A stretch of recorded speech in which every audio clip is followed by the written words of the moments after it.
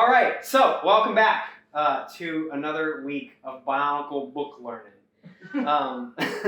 So last time, as a quick recap, we went over the year 2003, which I spent way too much time in general talking in 2003. I think actually the length of time I spent talking about Bionicle, the movie Mask of Light, is about the duration that the movie actually is. And you probably could have just watched it in retrospect. So the good news is like I said, we did all of 2003, which was Makuda's Revenge, was the Borat Call, and then the Tales of the Mask, which was a little in between, talking about all the Toa Nuva searching for the mask and asking the Turaga, what's really going on, and then getting into the movie The Mask of Light.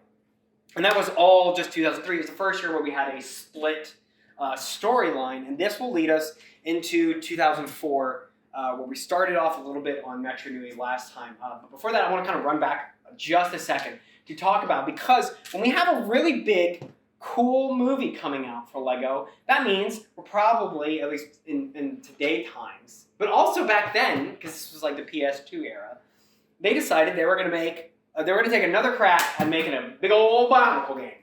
Because the first one didn't pan out at all.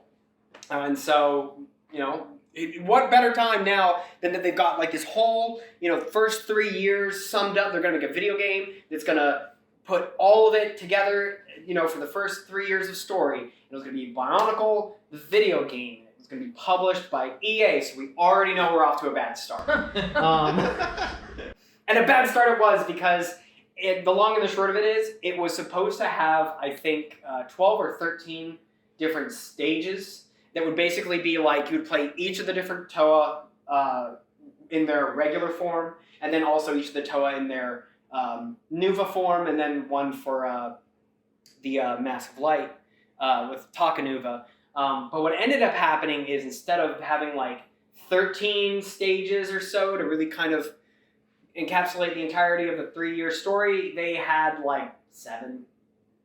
It was like 7 or 8, and it was just like, it's like really all over the place. Because I mean, for the most part, each stage is very different, and it's like, sometimes it's an action platformer. If it's the Pohatu Nuva level, it's just a minecart level, and that's all you do, is you just mine around. Or if it's the Kopaka level, you're just skiing down the mountain, fighting and Borak and just shooting ice lasers. And here I expected loot box mask. Oh! No, EA hadn't caught on yet. Man, if they had worked a little closer to LEGO, maybe they were like, oh. The real big brain is they saw that, and then someone at EA a few years ago was like, remember the Bionicle thing? Remember how they did loot boxes? We can do that. Bring it back, 2020. Bring it back. Let's go. We're bringing it back. All the masks. So the game wasn't terribly good. Even today, like playing it, it's like, oh, I wasn't bad at video games. This game is just bad. So it exists. There was also another game on the Game Boy Advanced that kind of went over the events of the Borak swarm happening, but it's considered non-canon. It's mostly just you run around as Metru and you just sling discs and berries and shit at Borak and just eat them. Because you got your yeet discs. A fun thing, so ever since the first filming, when I never had a disc anywhere, now I reach in my pocket all the time, there's discs everywhere. And I'm like, this just won't leave. So, speaking of discs, that's going to be, spoiler alert, that's going to be the big new collectible as we get into 2004. And the other thing with 2004 is, so we've gotten through, 3 years of Bionicle. And we started getting to where they could start putting out, like, official guide to Bionicle. These scholastic books that would, just talk about different... They would give you a good rundown. They'd give you, like, the nice, like, product image pictures of the different Toa or, different CG renders, different informations here and there. I mean, this book, it covers, I think, all the way up to the Mask of Light. But the big thing in it was like, can you figure out where the 7th Toa is going to be? Go ahead and send in where you think it's going to be to LEGO, and you could get a suit. You could enter your chance to win.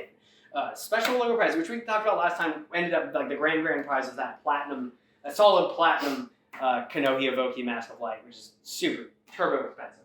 So after that, we started getting into Metru Nui. It's going to be the sequel parts of that. So they made a book for this once we started getting to there. And then after that, we really start seeing more. Because Bionicle is doing so well, we're really starting to see LEGO as a company start to engage a lot more with the fan community. They're hosting some different contests. You know, you've got Brickmaster LEGO magazine where they're like, oh, see instructions on how to make exclusive new Bionicles. You can get sweet Bionicle Nike kicks. You can get, Bionicle water beverage drink. No, I'm sorry. I don't think they actually had a drink. I know they had toothbrushes. I know they had those ton of toothbrushes. You gotta get those, boys. Gotta brush your teeth. It's just a plastic mask. No, that's the thing. Don't have a plastic mask on top of it. Yeah, so that was the thing. So it's like you can get the mask on the toothbrush. And it's like, what am I? Yeah, it's so weird. But they had like Bionicle watches. They had Bionicle T-shirts. They had Legoland. Which I think Legoland was only in California at the time. With Legoland, California, come on down, see all our Bionicle stuff. And they have like 8-foot tall Toataku made out of Lego bricks and stuff. Oh, they made the Orlando one later. I don't know if they were at the same time, because all I remember always hearing was Legoland, California.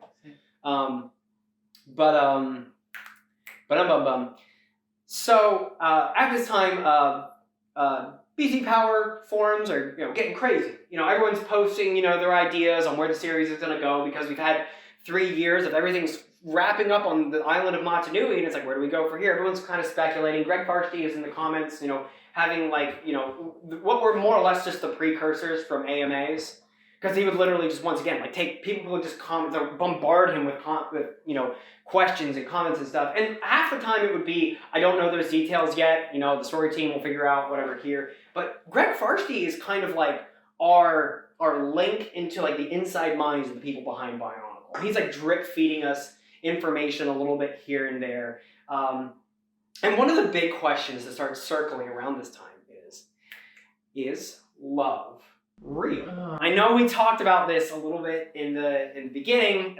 We mentioned it because everyone's wondering. They're like, we just, in the Templar Studios games, we had where, it seemed like some of the Matoran were, kind of dating or something, or like, or in the movie there was like kind of like this like weird like sexual tension between like Jawa and Holly, and so they were like, oh, maybe they're more than friends. Oh. And it's like, so what's the deal, Greg Farsty? What's the deal? And Greg Farsty crushes all of our hopes and dreams and goes, no, love does not exist in the Bionicle universe. And then half the people. Okay, but does lust? Yeah, but does lust? Yeah, they're like, but do Bionicle thoughts exist though? And trust me, they do, and we'll get to them.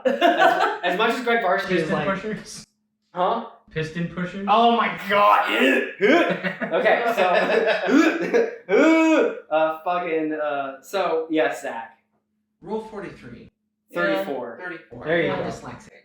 Yeah. That exists in this, right? I assure you that it does.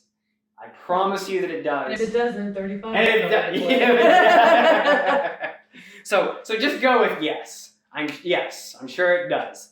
I've been around enough Bionicle shitposting groups to know that there is a lot of just like Bionicle simps out there. Yes. Are there like effective equivalent of like furries, like fursonas? No. Like, I do think people make their own Bionicle personas? Man, I hate this conversation already. Open plates. Open plates. The plates have been released. Yes. Is there a Rule 34 where it shows like pregnant Bionicle? Because I'm just honestly we're not interested to see No, what that would look like. We're not getting Borderline gore at that. We're not getting down this Matt Pat Gore rabbit hole. I hate this so much. I chose the wrong asshole. Oh my god. Yeah. So of course, so that was the other big thing, kind of tangentially off of this. Is obviously everyone's posting on the forums. They're like, check out my new mock or my own creation, which originally stemmed from Lego, just seeing people make their own stuff. Well, turns out people can do that with Bionicles too. And let me tell you, there's a lot of people making kitty Bionicles. And It is like it is such a big deal. Even now, like in like big like groups of people like posting, different Bionicle groups. Like there is a hardline group of people like people need to stop posting booby Bionicles. It takes away my enjoyment from things. And then you have everybody else who is like booby Bionicle. And that's ruining my immersion. They're like, because the argument they always make is like, oh, it's a series for kids. I'm like, the series is 20 years old. Most of the people who enjoyed Bionicle growing up are well into their adulthood by now. Now they want to have sex with And are you insinuating they couldn't have sex with them before? Yes. So since only blue Bionicle are women, Okay. does that make the titty Bionicles trans? Oh my god. Don't. There's gonna be a lot of editing. So all I'll say is that everybody's favorite. all I'll say is that people like will take they're like, this is my sexy different version of this character. But a lot of it is just people like they're like, what if Anime Girl was a Bionicle and I made that? So it's wild. So what you're saying, the answer to my question is yes. Well, Yeah. My question was like, Furry are there, Bionicle. Are there like personas? I guess in the same way that like anime fans will make anime versions of like whatever character. Like sure, I've seen people like do like And then draw boobies on. yes, For very Jason. yes, Tristan. How many Bionicle body pillows do you own? Not enough. Yes, Can we go to a furry convention together dressed as Bionicle? Oh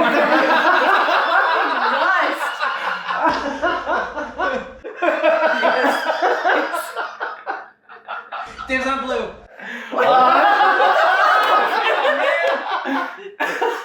Only if we have to defend them against ourselves. That's the important part. Okay. Whew. Now that we're starting to pass through this fever dream. So, so everyone's like, oh, Greg Varsity is love exists. He's like, no, love doesn't exist. The reason, and this is where Greg kind of decanonizes Montanui Online Game 1, even though it is a large part of the source material that we have to work with for the series. He goes, well, Montanui Online Game 1 wasn't approved by the story team, but most of it doesn't conflict with anything that I say goes. So it's mostly canon, just except for the part where in the Montanui Online game they had it where the Toa all just put their masks in the Toa Suvas at their shrines, and that's how they get the gold masks. The canon version is they have the statues and they put them on the statues, and that's how they get them. And then also, that stuff with Maku and Huki, that just doesn't happen. It's not real. And so even now people continue to debate because they're like, okay, but it really seems like a lot of this, it seems like there's a lot of groups. No. And a lot of people will argue in Greg's favor in saying that he didn't want to write about romantic relationships for a children's story, which is like, that's a really bad answer, but it is an answer. This does get a little bit muddied up because he will then go on to backtrack on this a little bit. And it'll be like, okay, well, it's not that love doesn't exist between in the Matoran universe, in the Matoran and stuff. It's just that romantic love. Because people will obviously pointing out, they're like, hold on, if Matoran can have friendship and they can experience things like fear and joy and all these other emotions, why is love like the one exception? Why? And Greg is very like, well, they have no reproductive function. So romantic love has no purpose. Dirty love is no. Oh my god! More like grinds my gears. So this even to this day, it is people will argue about it partially as a meme, but partially because it's a really serious contentious point that people still argue because later on after the series will end, Greg Varsity will continue to talk about Bionicle and people will ask him stuff. He kind of keeps going, and it becomes this very the death of the author is the birth of the reader kind of thing, where certain parts of the story start to get kind of muddied because Greg Varsity keeps talking about stuff, and because nobody else from Lego or anybody else is like, no, that's not how that works. The story team says no. Everyone's just kind of forced to deal with it unless they go, yeah, well, you're wrong. So So the other thing with this is that you have so the other thing that Lego starts doing is they start getting into more building contests. We'll have these Brickmaster building contests. Show us your new designs that you want to send in, and whatever the best design is, we'll add it to the story. The first of these is a Toa. The winner created a Toa that would be named Krakua, a Toa of sonic powers, who all we know really of his backstory that this kid wrote was that he comes from some time in the distant future where he will just be, protecting this one what's the word? Fortress by himself against something. And we don't really know what that all means. But yeah, so this is a character that's in the story now because some kid won a contest and made it. So, we go into 2004, coming really high off of the whole Montanui saga coming off. We know that we're going to be going somewhere else, and this will lead us into the first of the new book series that will be Bionicle Adventures. And this is really where Greg Farston really, really comes into his own as being like the lead information giver. C.A. Hopkins no longer writes the books. Bob Thompson at this point and Martin Robert Anderson have both left Lego. They know I can't remember if they left the Bionicle story team and worked in some other function at Lego, or they left Lego entirely. I cannot remember. But Greg Farston is like one of the only big name people. Alistair Swinnerton had left sometime in like early 2003, late 2002. So of like the original people that were working on the Bionicle storyline and Bible and everything, like Greg Farston is like the only like big key player involved right here.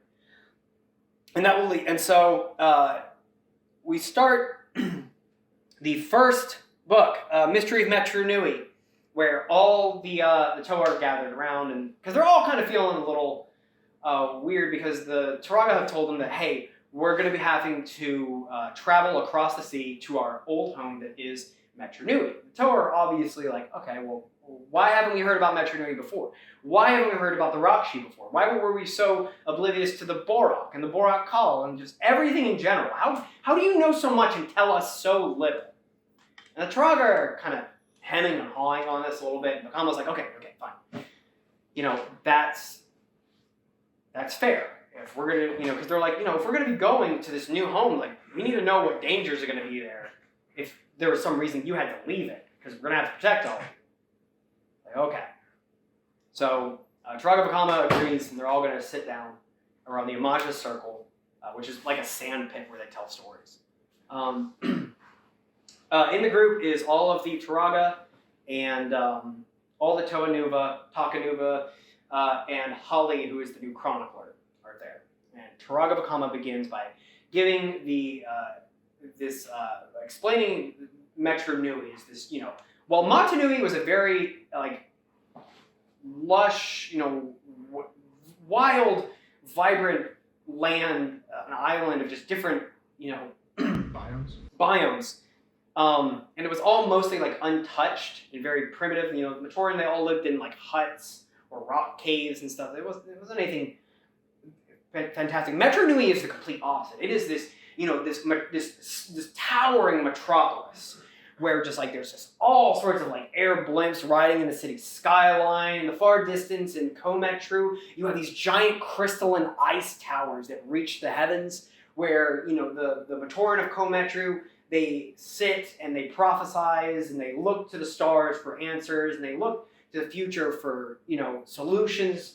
And then you have, in Le Metru, they've created this transport hub that connects all of Metru Nui together. That's like this, that's like the tunnels like they use in Futurama. It's like that, but no glass. You can just jump in and out wherever. And they connect all over the place. It's huge, massive. And Le Metru is completely responsible for the development of vehicles and, the transportation system in general. In Ta Metru, they have a huge, giant furnace that is used where they smelt a bunch of protodermis and they make it into, different blocks, or they'll make it into different raw materials that can be sent elsewhere to Po Metru, where you have a lot of the great carvers that, go into the carving fields and make huge rock sculptures, or they'll make, different tools that will be shipped off somewhere else. In Metru, they're all mostly just scholars. They just sit around all day and they don't really do any work. And all the work that would be done by the Matoran are pretty much just get shoved off on the others,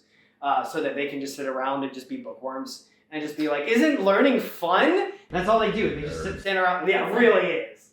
And then in Metru, instead of the underground tunnels and labyrinth and just caves that they had on Motunui, it is a multi-level and multi-layered archival museum that is so expansive and vast, it spreads almost under the entirety of Metru Nui in layers and layers and layers and layers and layers down. It's amazing, astounding, and it's continuously growing. Everything that has ever existed or been brought into Metru Nui, whether it's a disc or a tool or some new Rahi, is somewhere in this place. If they're Rahi, they're usually put into a state of suspended animation and suspension tubes, or they've got different exhibits. It's just huge, massive. It's to the point that people get lost down there and just never come back because it's just so vast. And also sometimes stuff breaks loose from the exhibits. So I mean, there is that. And our story starts in Metru Nui, where we have Vakama, who is a Matoran, and he works as a mask maker. And he's sitting there at his forge, his little his mask making tool. He's trying to carve out a disc and make a mask out of it. This is where we first learned that a lot of the masks that Matoran wear, they're made from these metal discs. Very similar to the bamboo discs we had on Motunui that just didn't do anything, except these discs are called Kanoka discs. They're made of protodermic metal. And each of these discs have different abilities. You have discs from 6 different regions. They all have like a 3-digit number on them. The first digit tells you what Metru the disc is from, because each one of them will have different properties. Like you might have one disc that will slow down, or be able to do like a kind of like a vanish before it hits something, or it might freeze an object. The second digit number has a specific power. That might be something like it can increase the size of something, or it can shrink something, or it can repair or regenerate something, or it can, which is one of the cooler ones, genetically just randomly recombine whatever it hits molecular structure, for good or for ill. Like just completely, it's like just for a temporary, it's like it hit it, and it's like cool. It might turn it into like a rock, or it might turn it into like an 80-foot eldritch abomination. Who knows? And the third number on the discs denotes its power level, with 8 being the highest. And supposedly, there is a power level 9 disc for each region, and they're legendary, known as the Great Kanoka disc. But nobody even knows if they're real. They're all just rumors. Oh, you can't collect those? Oh, yes you can! Yes you can. One with a mask of time on it. Oh yeah, we'll get there. So Vakama is, because as we find out, is Vakama, they take these discs, and a quick note on them, there's no real rhyme or reason on how to actually make the discs in what power level and what ability they'll have. They just kind of like pour out the protodermis and the molds and go, we'll see what we get.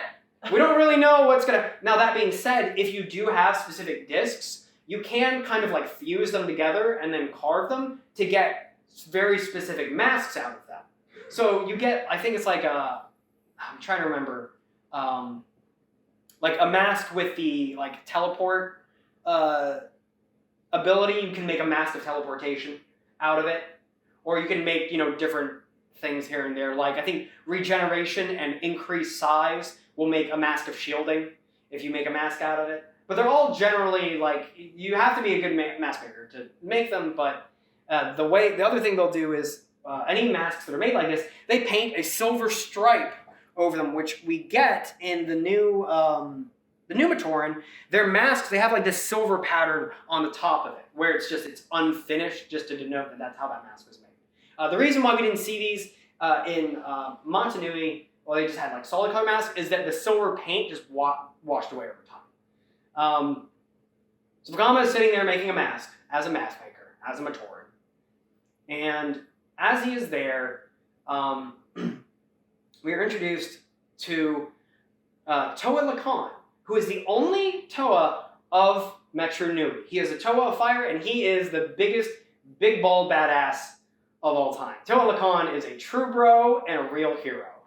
He's the only Toa that has been protecting Metru Nui for who knows how long, because all the other members of the team have slowly gone missing over time. Metru Nui is also only run by one Turaga Duma, who, along with Toa Lacan, has a force of robotic sentries. They're designed to keep peace and order and also abduct Matoran if they're misbehaving, and then send them back to doing whatever their jobs are supposed to do. Did I mention that Metru Nui is an authoritarian state? Because it absolutely is. Remember how we talked about in like Montanui where it was like, oh, if you're a Matoran and you just don't feel like doing your job, just get yelled at a little bit, maybe get kicked out of your village or whatever. Yeah, no, if you do that... You said there was a hellscape they got sent to.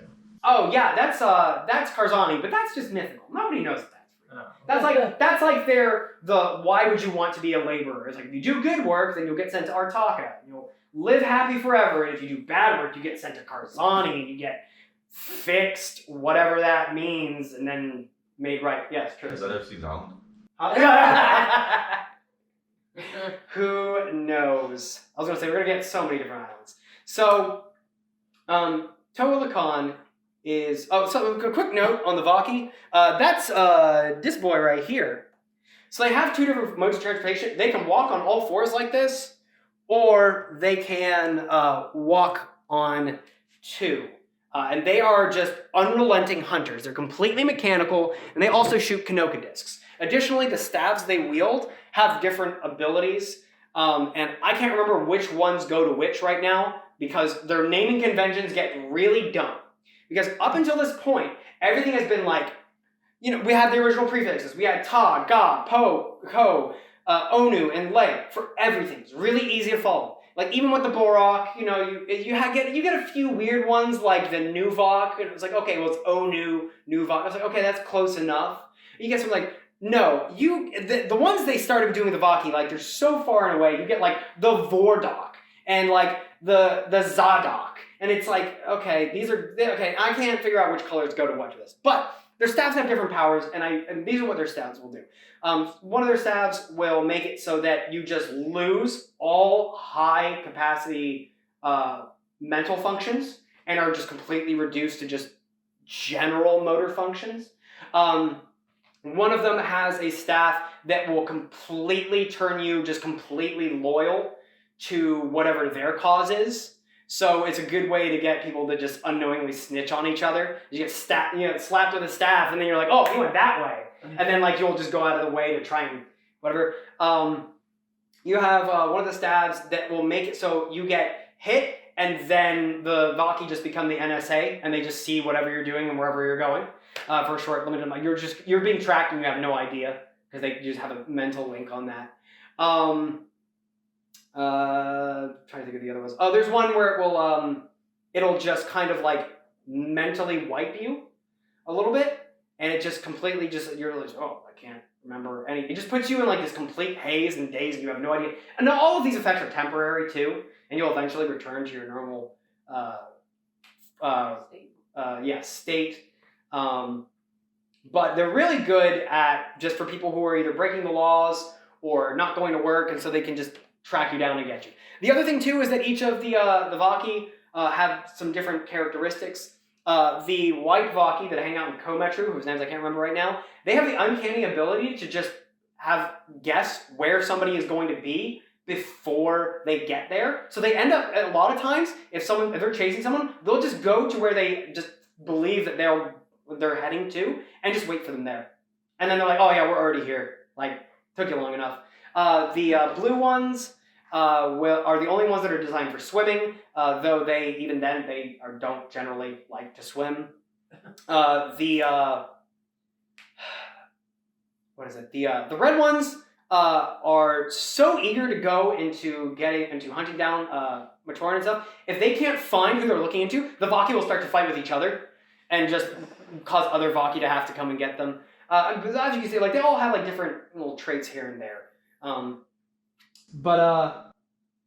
So we start the book with Toa the Khan is running around with these 6 mysterious stones, or these 6 mysterious bundles, these packages. And as he is running around through the city of Metru, he is delivering them one at a time to a Matoran here, a Matoran there. He's just handing off to him. He's like, yeah, don't lose it. No, this is important. It's like, don't throw this in an archive or whatever. And he gets all these different Matoran until he comes to Vakama. Vakama's working on this mask. And Toa Khan shows up. He's like, hi, what's up, Vakama? He's like, oh, Toa Khan, you're here. He says, here, I have something for you. This is very important. Don't lose it. Vakama says, what is it? And Toa Khan says, it's very important. There's weird things going on. And, we need to uncover the truth. And it's at this point that as he's starting to talk to them, you have 2 giant creatures bust in. And those are Kreka, who's a big, hulking big brute boy, who is big dumb, but big strong, and Nadiki, who is this insectoid, 4-legged crab man thing. And they have come in, just busting in. They're here to try and capture Toa Khan. Toa Khan immediately starts kind of like engaging them in a little bit of combat. They're kind of back and forth here and there. Toa Khan is like very much like, I can escape at any point, whatever. I can do this. Until Nadiki goes, brother, and then is like, we're here for you, brother. And Toa Khan says, you lost the right to call me brother long ago. But Nadiki says, hey, well, I've got this Matoran. And he's holding Vakama over a fire pit. Like a giant, when I say fire pit, I mean it's lava. It's a furnace. It's just molten like slag. And he's like, if you don't come with us, you don't let us take you in, I'm gonna just drop this Matoran. Toa Khan says, okay, fine, you win. So he goes off with Nadiki and Kreka and leaves Vakama by himself with this mysterious stone package. He's the last person who sees Toa Khan. All of a sudden, Vakama has a vision. Because Vakama is a very weird Matoran. He has some sense of clairvoyance and can just see like forceful projections of things that will come. So all of a sudden in his mind he sees like a bunch of discs circling around and then just like going in and destroying something, and he sees like Metru being ruined, and Toa Khan reverberates to him, save the heart of Metru. And Vakama's like, I don't even know what I'm supposed to do here. In walks Turaga Duma. Turaga Duma comes in and he goes, Vakama. He's like, man, real shame what happened to Toa Khan since he disappeared. But don't worry, I've got my best Vaki transports on the watch, and they'll find him. Fun note, there's a subreddit of someone there, they just parodied it. Instead of R the Donald, it's R the Duma. And it's just like Turaga Duma making like Donald Trump meme quotes. It's like, crooked Vakama. It's like, oh, it's so good. So he's like, hey, Vakama, he's like, we're in a real big crisis now because, our last toe has gone missing. And the Vaki can only protect so much stuff. I need you to make me a great mask of time. You're the best mask maker in the entire city. I know you can do it. So go ahead and work on that mask. Vakama goes, yeah, sure. After Turaga Duma leaves, he unrolls this package and finds in it a stone with a glowing point on it, and what the wrapping seems to just be a map. So he's like, okay, I gotta follow this map. So Vakama travels and follows this map all the way to the Great Temple in Metru, where he finds 5 other Matoran who have also been given, one from each other Metru, who've also been given a stone and a map. And they're all standing around and they're like, what are you doing? He's like, I don't know, Toa Khan showed up and gave me this rock and this map and told me to go here. And so they all kind of like, wait, in the center, there seems to be like a place for us to put these stones. So they all go up to the center and they place the stones on the center, the stones that Toa Khan had created, and all of a sudden are just boom! Lightning starts shooting out of these stones and zapping all of these Matoran, and they are forcibly shifted into brand new Toa. So the Matoran can become Toa. Because that was one of the big things is at the beginning in the comics. Because once again, they were running the comics and the books parallel, but the comics they start off, before they start the stories, we have, big things to talk about with the story of Metru Nui, but the first thing I have to tell you is that you are not the first Toa, which is a huge shock to the Toa of Mata Nui, because they're like, oh man, you guys always acted like we were the Toa, like THE, like the only ones, like the Toa. It's like no, it's like, well, there were Toa before he was born. So That's before the business got yeah, bigger. yeah, that's before the business got big. So now these Matoran have just been turned into Toa. Who would have guessed? Nobody knows that, because nobody actually knows where Toa come from. And all of a sudden, you just have these Matoran have just been turned into Toa. It's the weirdest thing. They're suddenly taller. They have more. They feel a lot more, agile and limber. And they're like, this is crazy. This is cool. And so all of a sudden, they notice there's like this big case nearby, and they're like, well, let's go look in there. And it is just a stash of different Toa tools. So they all start kind of digging in and figuring out what they want. Matau, the green Lamatoran, he picks a set of arrow slicers, which are just like air swords that he can strap to his back, and through using his wind powers can create flight and using them as like wings. So he's like, oh, these are cool. Nokama grabs these really light hydro slicers, which they're weird. They look, that's what they are, but apparently they can like just really easily cut through water, and also they can be used to like propel you through the water as if you were like holding on to like skis or something. Onua, the Pomatoran, grabs a set of proto-pitons to use for scaling different stuff because he was a carver. Wenua grabs a set of earth shock drills that can be used for digging, because that's what Onumatoran are best at, is just digging. Nuju, the Komatoran, grabs a set of like crystal spikes, which can also be slapped on his feet, and he can use them as like snow treads to walk about with, but he can use them to scale different crystalline structures. And Vakama goes, oh man, I love you to shooting discs. I got a disc launcher here. That's the one I choose. So he gets a disc launcher, because that was the other thing. So with all these discs, like you had to have ways to shoot them. So instead of just yeeting them, you now have like these little disc launchers that you go boom, and they just shoot out really terribly like that. Sometimes they shoot out great. Sometimes not so much. The ones on like the Vaki and Nidiki, like they shoot out way better than these. But the other thing with Vakamas is he can strap his to his back and it makes a jetpack. So I'm like, okay, these are pretty cool. Compared to like a lot of the Toa tools we saw in the original Toa, which was like fire sword, ice sword, jungle axe, feet, big fingies. I was like, okay, now you've got like hydro slicers. And so they all stand around, they're like, okay, so we're Toa all of a sudden. What are we supposed to do? And the Matau is like, well, isn't that obvious? We're gonna be Toa heroes, dummy! And so they're like, okay, well, I mean, where's Toa Lacan? And Lacan was like, okay, I was the last person who saw Toa Lacan. He said, there's something going on, we need to save Metru Nui. And when that happened, I had this vision about these great discs. And everyone's like, okay, the great discs are just a myth. Like, he's like, okay, but I had this vision, and we need the discs, and we'll save the city. And they're like, well, we have nothing else to go off of. And constantly, without fail, anytime Vakama says anything, Onuma is there to be like, you spent too much time in the forge, Fire Spitter. Maybe it's roasted your brain a little too much. Because he's just like, you're crazy. You're just a crazy cross-wired freak who doesn't know what you're talking about. You're going to get us all killed. And like it's like non-stop. And Vakama's just like, shut up. Like, So this is which one that says this? Onuma, the Pomatoran. I thought they were all dude bros that like to get along with it. Oh man, not yet. Not anymore. Not yet, because at this point, these new Toa Metru have never really met each other. They all are just generally like have been like hearing. Like an interesting point is Toa Metru Nuju. He has a telescopic piece on his mask. That's not actually part of his mask. Fun fact is that Vakama, when he was just a Matoran making stuff, he made that on order for Nuju, and then he added it to his mask when he was a Matoran, and now he's got it on his mask as a Toa. But one of the interesting things also is that the Toa don't actually know what their mask powers are. They have no idea what they're very different from the Toa Mata, who figured out their mask powers pretty quick. The other thing too is they also don't really have any access to their elemental powers. They very early on they're like, it can't be just that easy to just access your elemental powers. Like, we've never been Toa before, how do we do this? And so, like, as opposed to Toa Ta, who was like, well, I just fell out of this canister like in 5 pieces, built myself back together. I have no idea who I am. I'm gonna go burn shit. You know.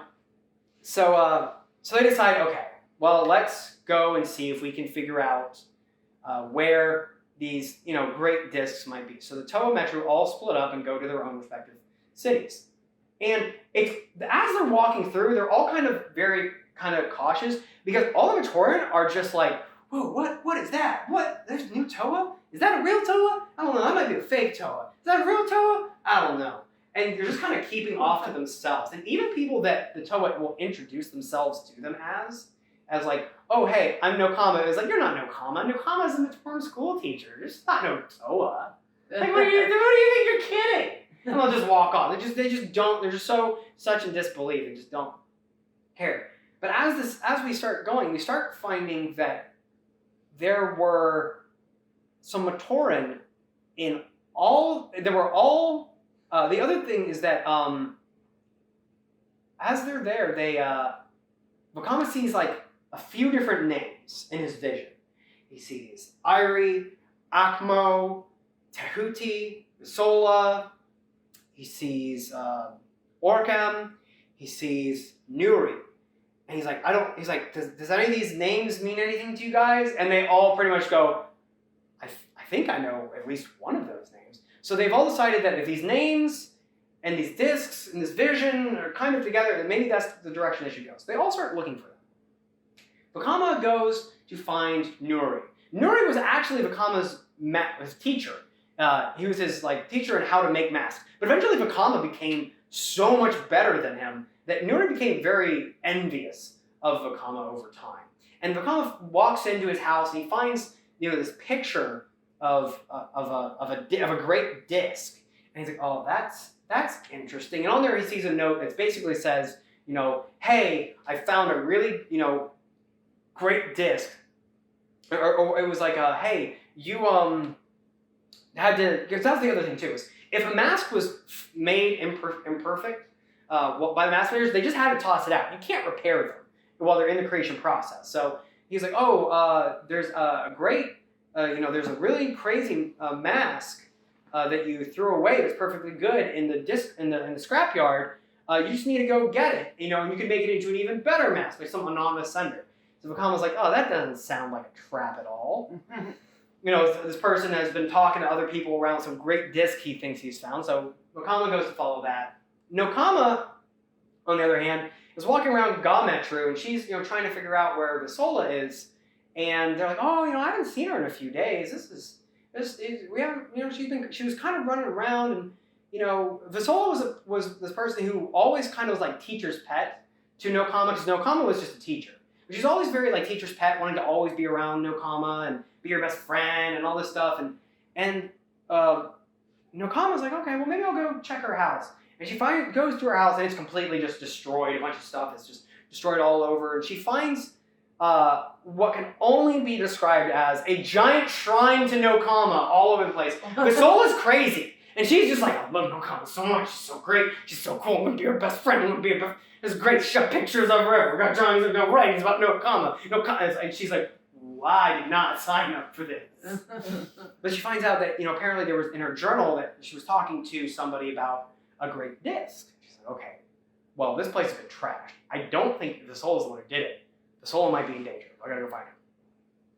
In Onu Metru, Wanua is looking for an archivist named Tahuti. Tahuti is this Onimatoran who is always wants to try and hit the next best thing, because they're like, oh, he doesn't really think things through very clearly, and so he finds that that he was going on about some great new exhibit they had that's going to make him famous, some great new exhibit that's going to be coming in, and he's like, oh, that doesn't sound good at all. And they're like, does anybody know where the shipment is supposed to be coming in? And everyone's like, I have no idea, man. And once again, they're just like, just don't go down those tunnels,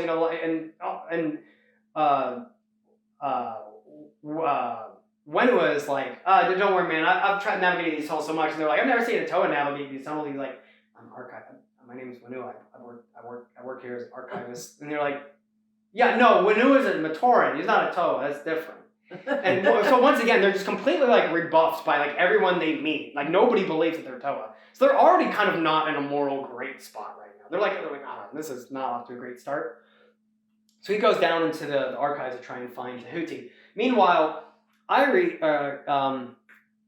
goes back to the Crystal Knowledge Towers in Kometru, and because the Komatoran are Komatoran, anyone he tries to talk to about anything is, hey, don't bother me right now. I'm busy contemplating the future.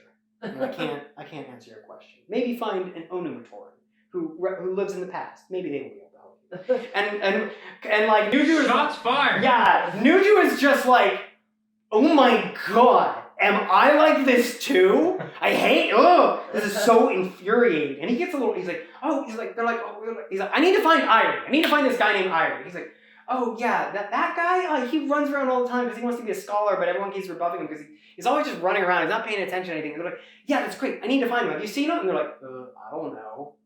He was talking about some kind of new great, thing. He was going to find some great disc, and if he found that, then he would be able to become a scholar. And he's like, oh, that's not good. Nuju goes off to find him. Matau is, going through the moto hubs in Lay Metru because he's looking for Orkim, who is an Usul driver who has an Usul crab named Puku. This is Puku's original owner that Takua will get later on, where you can ride the crab. This is originally his crab. And he is a test pilot for all sorts of new machinery and different vehicles and stuff, in the same way that Matau was. But Matau was just like, Orkim would only do things that are very like strict, rigid testing procedures, and everything has to be safe. Matau is like, oh, this thing's supposed to have 4 wheels? I'm going to drive it with 1. And just, it's like he would just go on these crazy, like, daredevil acts to just try all sorts of new stuff, and he would almost get him killed like every time. But apparently, he was talking about somebody had threatened him about something, and that they need to find a great disc, so he was going to go and find that. And Matau's like, okay, well, I'll go find it. And then we get to Onuma, who's traveling Metru, who's looking for Akmau. Akmau is the same little asshole from the Motunui who was selling #1 best Koli comic balls that were all infected. This is the same guy. So we already know we're dealing with a little bit of a shady character. As a note, Onuma is the #1 best carver in all of Metru. He's a greatly skilled, amazing craftsman, and the guy who always runs runner-up to him is Akmau. And so he's looking, and Onuma, it just doesn't take any shit from anybody. He's like, all right, little D-bags, where's Akmau? I need to find him. And they're like, oh, he went off somewhere. I'm like, where specifically? He eventually finds that, that these, he goes to Akmau's place of residence and, finds that, there's some weird shit going on, and that it looks like Akmau might be in a sculpture field, because they'll just carve these giant sculptures in these barren fields and stuff. He's like, all right, I'm going to go there. It is at this point that all of the Toa find all of these Matoran in extremely precarious predicaments of life and death. And so, it turns out that the mask that Nuri had made, it was bad. Oh yeah, it was bad. But here comes a giant Morbuzak root. Because, this is a big thing I forgot to kind of mention in here. So one of the big threats that is infesting Metru Nui is this series of vines and plant life that is just wrapping its way through the city, crushing buildings, abducting Matoran. Nobody knows where they go, and nobody knows how to stop these. And all they know is that they're called the Morbuzak. Even the Vaki are just like, yeah, we're not really going to deal with that. That's a bit out of our pay grade. We're just robo-sentries. We don't know how to deal with that. And it's slowly creeping and just crumbling more and more of Metru Nui. Giant Morbuzak vines coming in. Vakama's like, oh no, this is really bad. And leads to one thing to another. He's like, hey, Nuri, we need to get out of here. You need to help me find some disc. He's like, yeah, some 4-legged dude came here earlier and said he needed to find the great disc too. And that's how I ended up here. And he's like, yeah, well, we shouldn't have listened to some 4-legged crab man. And he's like, yeah, well, I'm going to be better at mask making than you. I'm going to get this great mask. I'm going to get the great disc. We're going to make a great mask, and then I'll be noticed. He's like, shut up. Like, we need to get out of here. And so more Morbuzak vine starts coming in. And Vakama's like, what do I do? What do I do? I'm just going to pull out I have one disc, and it is a genetic recombination. I hope this doesn't go bad. Because they're both being grabbed by the vines, and it's like, oh, this is awful. He shoots the disc at the vines, and it just like completely starts like phasing in and out of reality, and it's like having trouble like just being static. So they like drop them, and they just book it out of there. They're like, I'm not going back to that. Nokama finds that Visola is like teetering off the top of a building, and she's almost been pushed off, and goes and finds her, and she was like, oh, now you're Toa, you'll never have time for me, you'll never have time for Visola. And Nokama's like, what are you talking about? I didn't even know you were that weird about me. We need to find this great disc. He's like, yeah, well, the last person who told me that was a giant four-legged crab man. And it's like, oh, it's always it's always the giant four-legged crab man. Yes, Sasha. So when they eat the disc, how do they get the disc back? They don't. They don't. It's like a one-time use. Shit. They yeet it and delete it. Yes, Zach. These crabmen, are they like the crabmen from South Park? They're not related, are they? Not related. It's just one big crab man. No, those are crab people. Yes, that's right. Crab people. people. They taste like crab, talk like people. Yes. Totally different. So, I see what you mean about the names though, because that's really hard to keep. yes. Keep them. Yeah, it's weird. So then we get to Metru, and Irie has found himself like hanging off the ledge of a crystalline tower that has been damaged, and Nuju just starts climbing his way up there with his crystalline spikes, and then like uses his ice powers to kind of seal off. Because this is also the introduction where the Toa start learning to use a little bit of their elemental powers, but it is like very forced. They're like, I can only do a little bit. And he like seals up some of the ice crystal tower with ice, fixes it, and saves Irie. He's like, what were you doing up here? He's like, a four-legged dude just came over and they were telling me that they find this great disc and it's gonna be up here and that I need that. And he's like, it's always the four-legged crab people. And same for Akmau, who finds himself just on this giant sculpture in a field that's kind of teetering back and forth. He's like, oh no! Help me, Anua! I'm going to fall! Won't anyone save me? And Anua's just like, cheeky little shit. Alright, and he goes up there and he saves it before it all tumbles over. And he's like, first off, I'm onto your shit. You're a great carver, and there's no way that you just got stuck up there. So you're going to tell me what's going on later. And Anua finds Wenua is in the archives and finds that Tahuti has been tricked because it wasn't a brand new special like two-headed Tarakava or whatever it's supposed to be. A Rakshi of heat vision has been unleashed in the archives. This Rakshi is just going around and like Wenua is like, no, not Rakshi. I hate those things. They're the worst. Oh, how do we even like? They even destroy the Vaki so easily. It's like, Tahuti, we need to get out of here. We need to run. So they're running through the archives. They're trying to hide, and they're figuring out what to do. And they're like, what do we do? What do we do? What do we do? And then they get this idea. It's like, wait a second. Only thing that hates Rakshi more than me is Muwaka, which are those giant tiger things from Matanu. He's like, find a Muwaka exhibit. So they bust open a Muwaka, and the Muwaka and the Rakshi of Heat Vision just start going at it. They're just destroying all sorts of exhibits and stuff in this level, and they're like, we're not sticking around for this. Let's go. And they make their way back up to the surface. Same thing with Orcam and Matau, general dangerous scenario. Oh, where's the four-legged crab man? So they all get together. All the Toa bring all of these 6 Matoran that they found to the Great Temple where they reconvene. They all go, hey, so what's really interesting is that all of these Matoran were talked to by some crab man. It's probably Nadiki. I think that's what the guy's name was, who abducted Toa Lacan. But also, they all dealt. There was all one Matoran they dealt with. Because none of them knew each other except for Akmau. Everybody knows Akmau. Akmau had been running across from city to city, handing over notes, and gave them the note that said that there's going to be some great exhibit, and gave the soul this thing about that there's going to be some great disc, and he's the one who who got in contact with everybody. Because Irie, the Komatoran, told Toanuju, he's like, look, me and Akumo, we're friends, and he's the one who's been going around and stuff. I don't know what's going on with him. So the Toa all get together and go, okay, look, the 6 Matoran know where the location of the Great Discs are.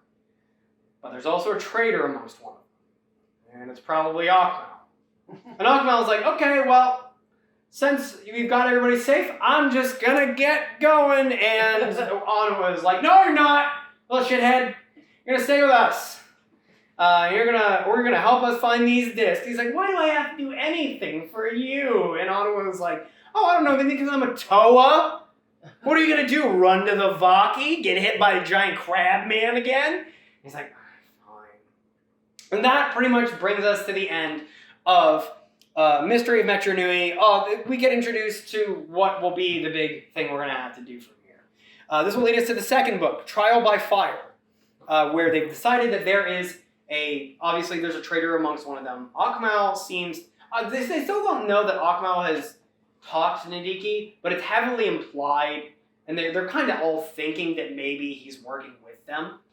And as it goes on, we'll see Nadiki and Kreka show up more, and it just becomes more very obvious that anywhere that they had went, like Akumo had been kind of off on the side talking to Nadiki, because they're threatening him. There's a giant insect bug crab man and giant hulking brute boy who could just rip him in half.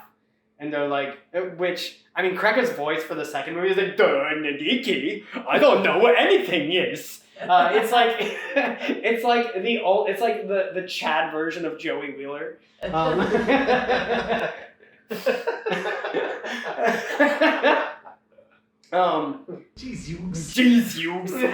Nadiki. And Nadiki is like this weird mix between like Waspinator from Transformers Beast Wars and like Donald Duck, and it's like this really weird, but anyway.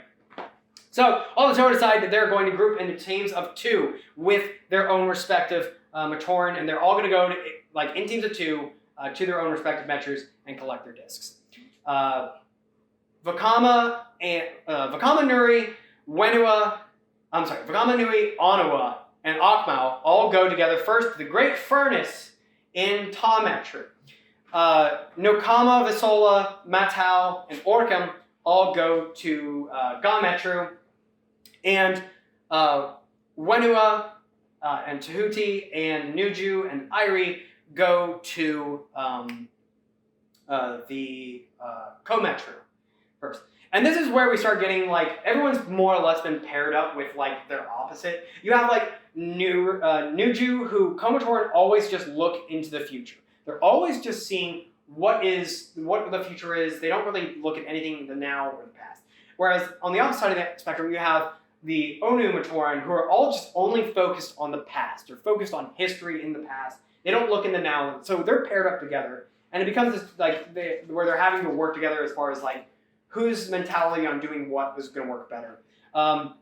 You have Vakama, who's very unsure of himself and doesn't know if he's doing the right thing or if the Great Discs are even real, but he's just doing his best to try and pull everyone together to help out. Nokama has been like the big Vakama supporter right now. She's been constantly like, no, Vakama's right about this or something right here. We'll keep working. Like, let's follow his idea. Let's do it. He's doing a good job.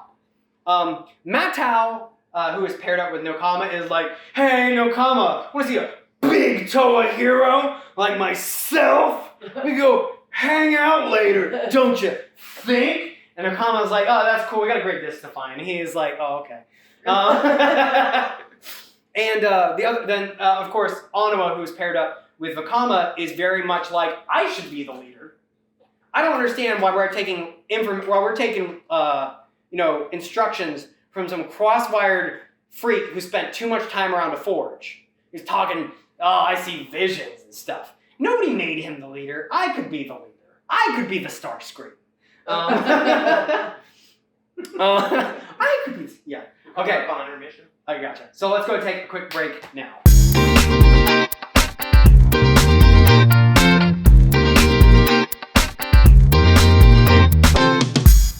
Alright, so we're back from break. So we're on Trial by Fire, and the Toa are all deciding that they're going to go and split up into teams of 2 and find where the Great Discs are. Toa Vakama finds the disc with Nuri and Anawa and Akmal. They go to a reclamation yard, I believe in Metru, and they find the Great Disc and some more booze up vines, and they go in. They basically have Anawa and Nuri kind of run interference on some Vaki that are patrolling around. Vakama and Nuri mostly go in and get the disc, and they grab it and they get out. In Metru, Matau is kind of trying to run interference on Vaki. For the most part, whoever Toa is trying to get the Great Disc, the other Toa is usually running interference on the Vaki. Nokama is because they went at the Great Temple, there was little inscriptions saying, where the discs would be in a very riddle format. And so, I think Nokama's was go beyond what has been gone before, or something like that. And she's like, oh, that probably means it's underwater or something. And Nokama dives deep down underwater nearby the Great Temple, and she, is swimming around. It's very, very dark, hard to see. Also, this is also where we start getting introduced more that, we kind of take for granted that even though Toa Gali had the Great Kanoe Mask for water breathing, that she could, and all the other Toa they could just breathe underwater and just whatever. We are now really, introduced more that Nokama does not have a great mask of water breathing, and does have limits on her air supply. Has to actually go up for air and stuff, and that kind of does become more of a factor. And eventually finds a Great Disc wedged in between, these two rocks, and she's like, oh, cool, I'm gonna grab this disc. Turns out they're not rocks, they're giant teeth.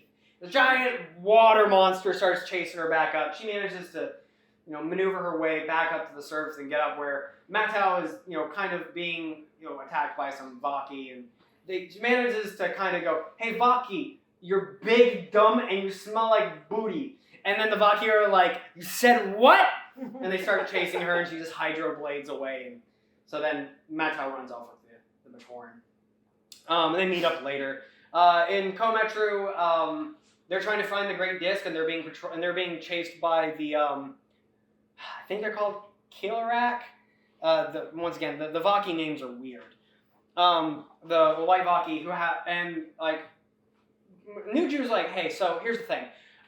If you've never been around these Vaki, they don't really like chasing stuff. They just, for whatever weird reason, can just figure out where your location you're trying to get to is. So, what if we don't run away from them, we just follow the Vaki?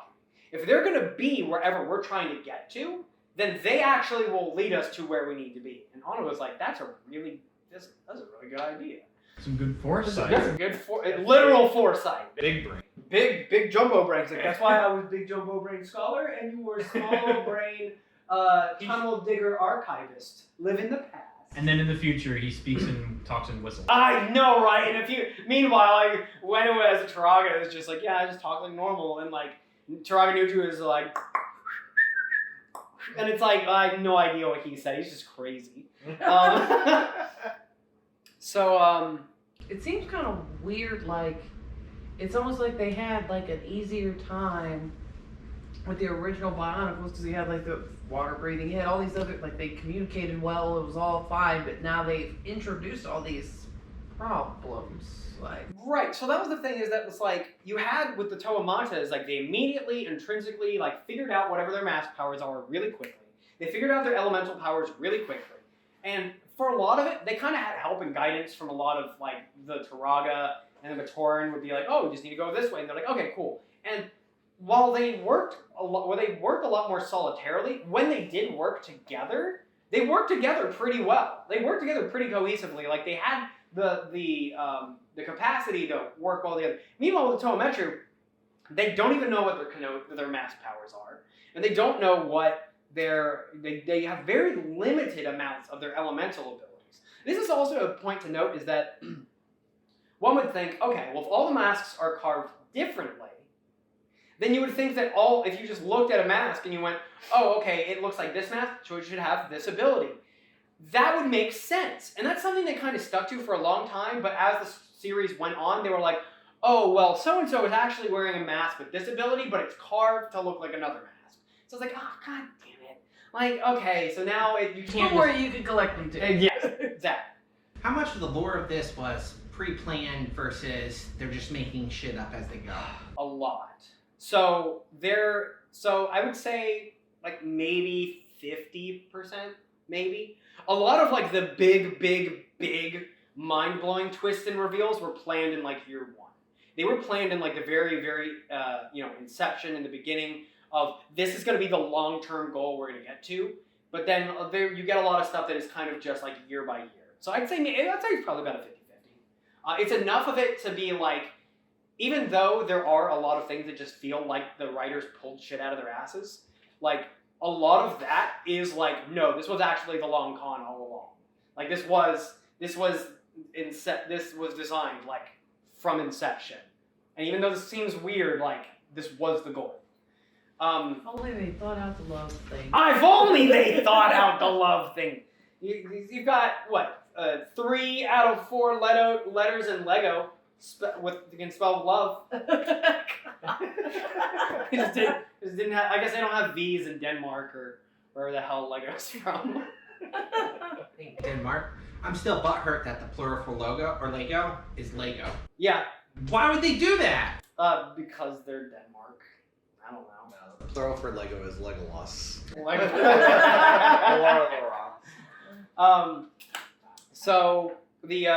So Nakoma has her great disc. Nakama has this great disc. Nuju finds his great disc in one of the crystal towers, like frozen in there. He carves it out, but to get up there, another scholar is like, "Hey, I'll tell you how to get up there, but you got to go plant this crystal thing." And he's like, "Okay, cool." Which a lot of the cinematics. On the Toy series side of things, all of the where they'll have the little CG cinematics for the things, they all kind of correlate to different things. For all the Toa Metru, all of their cinematics, you can directly correlate either to the events in Book 1 or Book 2. For Book 1, Mystery of Metru Nui or Trial by Fire, you can pretty much directly figure out oh, this is what this scene is supposed to actually be, which is kind of cool in retrospect because they never state it out anywhere otherwise. But watching it now, you're like, oh, that's what that's supposed to be. I can figure that. Okay, that's cool.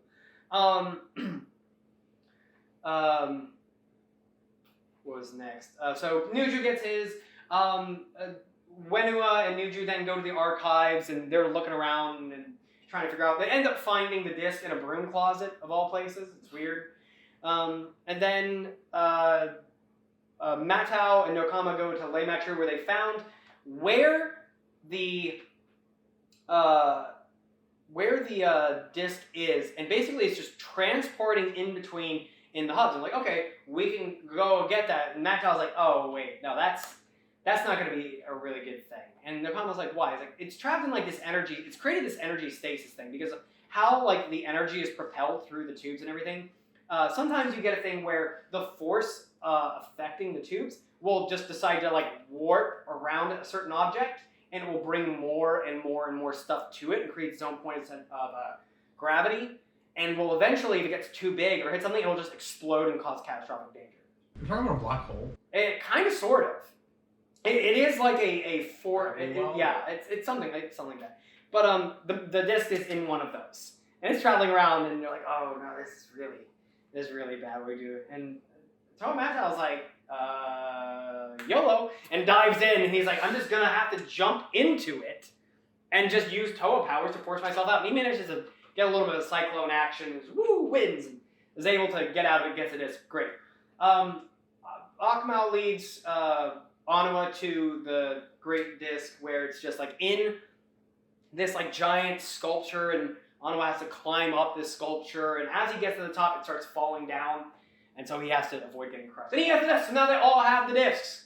And they're like, okay, great, what do we do with these discs? What do we do? And Vakama's like, brain blast! He gets another vision, and he's like, okay, we gotta use these against the more Buzak. And he's like, well, where would the Morbuzak be? Where's the thing? Because that's another thing is they find out from Aqua, in some of the readings, is they find out that there is a king root. There is like some main root of the Morbuzak plant that if they get rid of that, they'll be able to save everything. They're like, okay, we just need to get to the Morbuzak plant. But the Morbuzak likes warm places. Where would be the warmest place? The Great Furnace. It's gotta be in there. So the Toa all go with the Matoran because they're not letting the Matoran run. Because they're like, and at this point, some of the Matoran are like, hey guys, this has all been like a really fun adventure, but like, this has all been really dangerous too, and I just don't, we just need to go. And they're like, no, you gotta stick through with this because one of you is a little shithead and has been talking to the other side, and we don't want to be betrayed. And Akmal was like, I don't know, who could that be? I don't know. And so, they make their way into the Great Furnace, where they meet the Morbuzak plant. And the Toa tell the Matoran, they're like, hey, you guys stay out here now that we're past everything, we'll deal with this plant. And the Matoran are like, cool. Well, I guess we'll just stay here. And Akmal's like, I'm not staying here. I don't have to do anything. Like, they're going off to do their own thing. Like, we're just standing around. And then, I can't remember what shows up. It's either like Vaki or a Morbuzak plant vine or something comes up. And they're like, oh no, whatever, what we do? And this is where we're reintroduced to how Bionicle, of the Matoran universe can fuse together. And all of the Matoran fuse together to make a Matoran Nui, which is just a giant jumbo big boy Matoran that defeats this plant. And then they just decombine and then they're like, all right, deuces, and they all run off. Meanwhile, the Toa are inside the inner chambers of the Great Furnace because they're like, well, we need to destroy the plant. We don't want to destroy the furnace. That would be bad. So they get to the Morbuzak plant and they're like, all right, we're going to destroy this thing. And it's like, no, you're not. You're all little bitches. And they're like, will that plant just talk? Is that just me? They're like, I'm the Morbuzak plant. Metru Nui belongs to me. I'm going to there's nothing you can do. And all of a sudden, just like vines, all sorts of vines. And he's pulling up all the Toa Metru, and they're like, oh no, I don't have any elemental abilities. I can't reach my weapons. What are we going to do? And Bakama's like, wait, we'll just get a little bit closer. A little bit closer to the king, and then they all just, yeah, discs! All the great discs, they just throw all the great discs at the Morbuzak plant, and it goes, no! And explodes, and dies. And they grab their great discs back, and they all run off, and they're like, oh wow, that was really crazy. But we did it, guys. We defeated our first great task. We've got these great discs. We defeated the Morbuzak. We've saved the city. Like, we did so great. They're like, all right, so now we've got these great discs. Let's go to Taraga Duma and present him with these discs. We did a great feat. We defeated the Morbuzak. So we'll see. So let's go home for now. Just rest, and then we'll go tomorrow. Or like once, and they're like, okay, cool. That's great. So that is the end of Book 2, Trial by Fire, which will lead us to Book 3. Now, as a quick note, because we are rapidly approaching the second movie.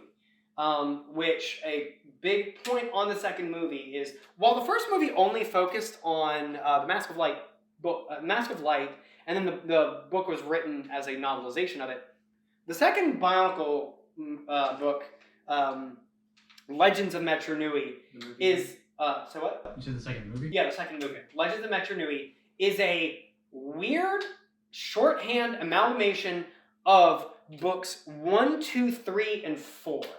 Book 1 and 2 are only very briefly talked about. Like, you see the scene where the Toa meet each other and Lacan is abducted and, they get their Toa tools, and then Bakama has a vision to find the Great Disc, and then they go, and then, like, after the scene, he goes, and then all me and my friends found the Great Disc. That completely skips over everything with the Matoran, and it showed just, like, we got the discs.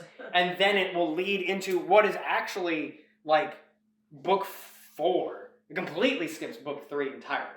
Nothing, for whatever reason, they just completely skip that. Book 3 introduces us more and more to the archives. The Darkness Below, where the Toa Metru have their great discs, and they're heading on their way to the Great Colosseum in Metru Nui, because they're going to go and present these to Taraga Duma. On their way, I believe it is Nuparu, who is a Onu Matoran archivist, comes up. Nuparu also, as we might talk about before, was the guy who made the Boxor units to fight the Borok. He's the Tony Stark of this universe. and he comes up and goes, "Hey, Toa dudes, listen, there's a huge issue. There's a huge, big Mondo issue in the archives." And they're like, "Oh, what is it?" He's like, "Listen, there's just some of the levels are just suddenly flooded. It seems like water is coming from outside the Great Barrier." Because the way the Metru Nui is set up is that you have like this giant island with all the different Metrus and stuff, and around it is this giant stone barrier that's just referred to as the Great Barrier that cuts it off from whatever else is in the world. But yes, Zach. Have they tried building a bigger, beautiful wall? No, Zach, they have not, because their wall has been really, really effective. Nobody's gotten in or out for who knows how long. At least that's what they'd like to make you believe. So they're like, we've been expanding so far out that we're getting towards that. It seems like water's coming in, and we don't know where. And they're like, well, how bad is it? They're like, if it keeps up, the entire metric, because of how the archives are made, is they just dig under everything. They're like, if enough water comes in, it'll flood out everything in the archives, and then all of Metru Nui will just sink. And they're like, yeah, that could actually be a big problem. I'm like, okay, so like, well, what do we do? We've got to go, and so Wenua goes, no. He's like, you know what? We've got time for this. We're Toa heroes. We need this is a problem. We need to go down and, take care of this. And they go, and I'll go, okay. So all the Toa are starting to be led down into these lower levels of the archives until they get to a point which is called the Spider's Web. And they get there, and Wenua is immediately like, hey guys, we're going to be going into the Spider's Web. It is called that because of how just wide and spread out it is. Like, there's no real good maps of it. And he's like, I've heard of Matoran getting lost down here and not showing up for like 50 years. Like, it's wild down here. So stick together, and we'll all get out. Okay. So they all start going down the tunnels together, and one by one, they start disappearing. They start getting picked off and disappearing until it's just Wenua at the front. And it very quickly becomes this where all the Toa have just kind of taken a wrong turn down a tunnel, and they're all walking down separate tunnels. Vakama is walking down his tunnel, and, wait, I'm trying to think if this happened. Okay, so that's what happened. I think it was before that, as they're walking through the Spider's Web, before they get picked off, they find that there are two Rakshi down there.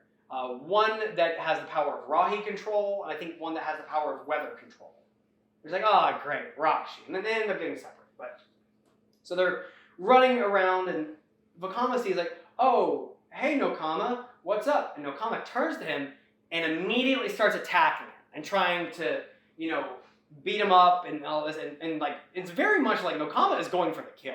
And Vakama's like, yo, what the hell, man? And so he's trying to fight back a little bit, and eventually like knocks her out and runs off. At the same time, Onua is, walking around through, and Vakama shows up. He's like, oh, what's up, Fire Spitter? And he's like, I've had enough of you talking about me like that. We're going to throw hands. And Vakama starts trying to fight Onua. And Onua's like, what? Have you gone absolutely crazy? And they start duking out. Onua manages to get out of there. All the Toa start fighting the other member of the Toa, and they all eventually wind up at the same point. And they're landing there, and they all basically draw weapons on each other. They're like, oh no, it was like Vakama over there just attacked me, and Vakama was like, no, Nokama over here just came and attacked me, and Nokama was like, no, Wenua came over and attacked me, and Matal was like, oh no, I attacked me. Wait, no, what? And so everyone's like, and so Wenua shows back up, and he's like, no, you guys just got lost walking through the archive, walking through the Spider's Web. You probably got tricked by this creature called the Kraka. The Kraka is a being that can, shape-shift itself to make it look like other, beings and can replicate them.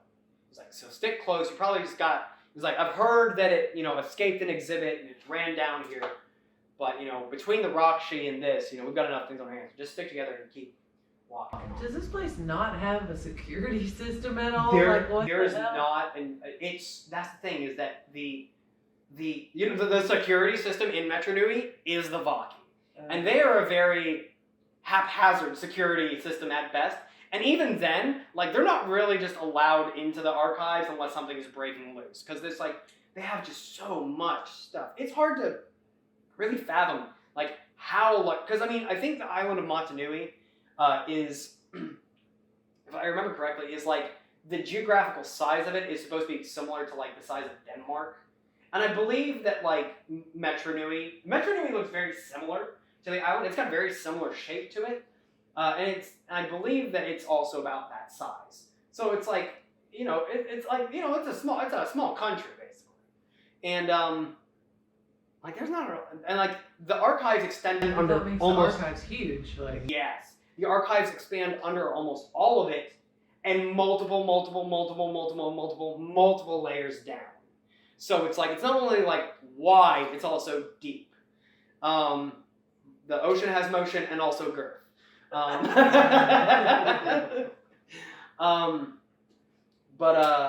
So they end up walking a little bit further in, and they suddenly, I'm trying to remember who figures out. I think Okama does. She goes, okay, Whenua, so where's the real Whenua? Because they figured it out is that Whenua had been leading them this entire time. Whenua knew what the Kraka was. It didn't seem like Whenua is being impersonated by the Kraka. The Kraka reveals itself and is like, you got me. What do you? He's like, you guys can't be down here. Sorry, this is my home. You need to get out of here. And starts fighting the Toa a little bit. And they scare it off, but it also summons the rock sheep back. So now the Toa are having to fight between that, and the Kraka escapes. And they're like, okay, here's the deal. It's like, we need to get further in, but the Kraka won't let us. They're like, Whenua is missing. There's only 5 of us now. They're like, well, you know, what are we going to do? So they come up with this plan. They're like, well, hold on. The Kraka can impersonate us, our voices, and, you know, everything, but it only can learn these things from having experience with us. So we need to figure out a way to trick it into bringing us to its lair. Because wherever that is probably where Whenua is. And they all kind of just look at Nuju. Because Nuju, for the most part, is just very uncooperative. He's just like, I'm not up for this whole team business. As Ko-Matoran are. And so Nuju ends up walking around and gets himself abducted by the Kraka. So Whenua and Nuju are, you know, abducted by the Kraka, and then all of a sudden, Nuju comes back to the Toa Metru. And it's like, oh, hey guys, I think I found where the Kraka's lair is. And they're like, oh, Nuju, that's really great. They're like, okay, we'll follow you then. He's like, yeah, just follow me. And so then they all start talking to him. It's like, oh, Nuju, you know, it's so great that you're able to lead us like this since you're, you know, our leader, and since you're, you know, you've always been so helpful on teamwork. He's like, yeah, teamwork is really important. It's always been really, like, very much revealing. I was like, and then they get to the lair, and then they're like, yeah, we knew it was you! We knew it was you! And the Kraka, so they release Whenua and Nuju, and they start duking it out, and so, the Kraka's just like, you can't be here, you know, I'm gonna destroy you guys and then be left in peace, and because that's all I want. And the Toa kind of do this thing, it's like, no, we have to get further in because we have to seal off this, you know, this crack or whatever. It's like, but, you know, if you won't let us go through, you know, we're 6 Toa that have gone missing. And you think that if 6 Toa go missing, that they won't send more people and more down here and more. And so the Kraka is just getting like overloaded by this prospect, and it can't deal with it. So it starts like shifting between the different Toa and trying to use her abilities, but it's like it's having trouble keeping up, and it's just like losing until it forms into this giant like 6-armed amalgamation of all the different Toa together, and it's just not doing well. Eventually, the Toa just like beat it into submission, and it yields, and it basically runs off. Yes, Chris. Did they make a toy of that? Okay, so Was this So- a magazine? okay, so what they did, they had it at the end of the book. They had an instruction on how you could build the Kraka, but you had to own all the 6 Toa Metru to make it. Actually, we'll get to that in a second. But I'll show you a picture of it. So that you could build it up together and make your own Kraka, which is just, I mean, it's weird. So the Toa Metru managed to proceed forward, they find where this crack is, and using their elemental abilities, they seal it up. This is also where, in this book, we get to see a lot more of the Toa using some of their elemental abilities with a little more nuance, and they're like, okay, we're really kind of figuring this out a little bit. But they've really used a lot of their abilities. So they're pretty drained. So they fix it up, and they make their way back up to the surface, and they're like, whew, all right, well, that was a thing. Like, all right, well, we did it, guys. That's another win for us. Let's head on to the Colosseum. So they head on into the Colosseum where they're having an Aquilini match. Aquilini is the big sport of Metru Nui, where Coli was rock football. Aquilini is mostly just like extreme frisbee, but with like the Kanoka discs. Of course. So all of a sudden, they interrupt the match. The 6 Toa are walking in. They're doing a little vanity waves at everybody, and this is where it picks back up in the movie, because this is starts to be told in the book Legends of Metru Nui, which is the same name as the book. Same name as the movie. So book 4, Legend of Metru Nui. The Toa are walking into the Colosseum, and they're like, and Turaga Duma is just sitting up in the stands, and goes, Vakama! I was wondering where you were. Have you brought my mask of time that I told you to be making me? Instead of playing Toa? And he's like, no. He's like, we are 6 Toa Metru. We come to serve the Matoran and you, and we bring to you these 6 great Kanoka discs. And everyone's like, huh, interesting. And Turaga Duma goes,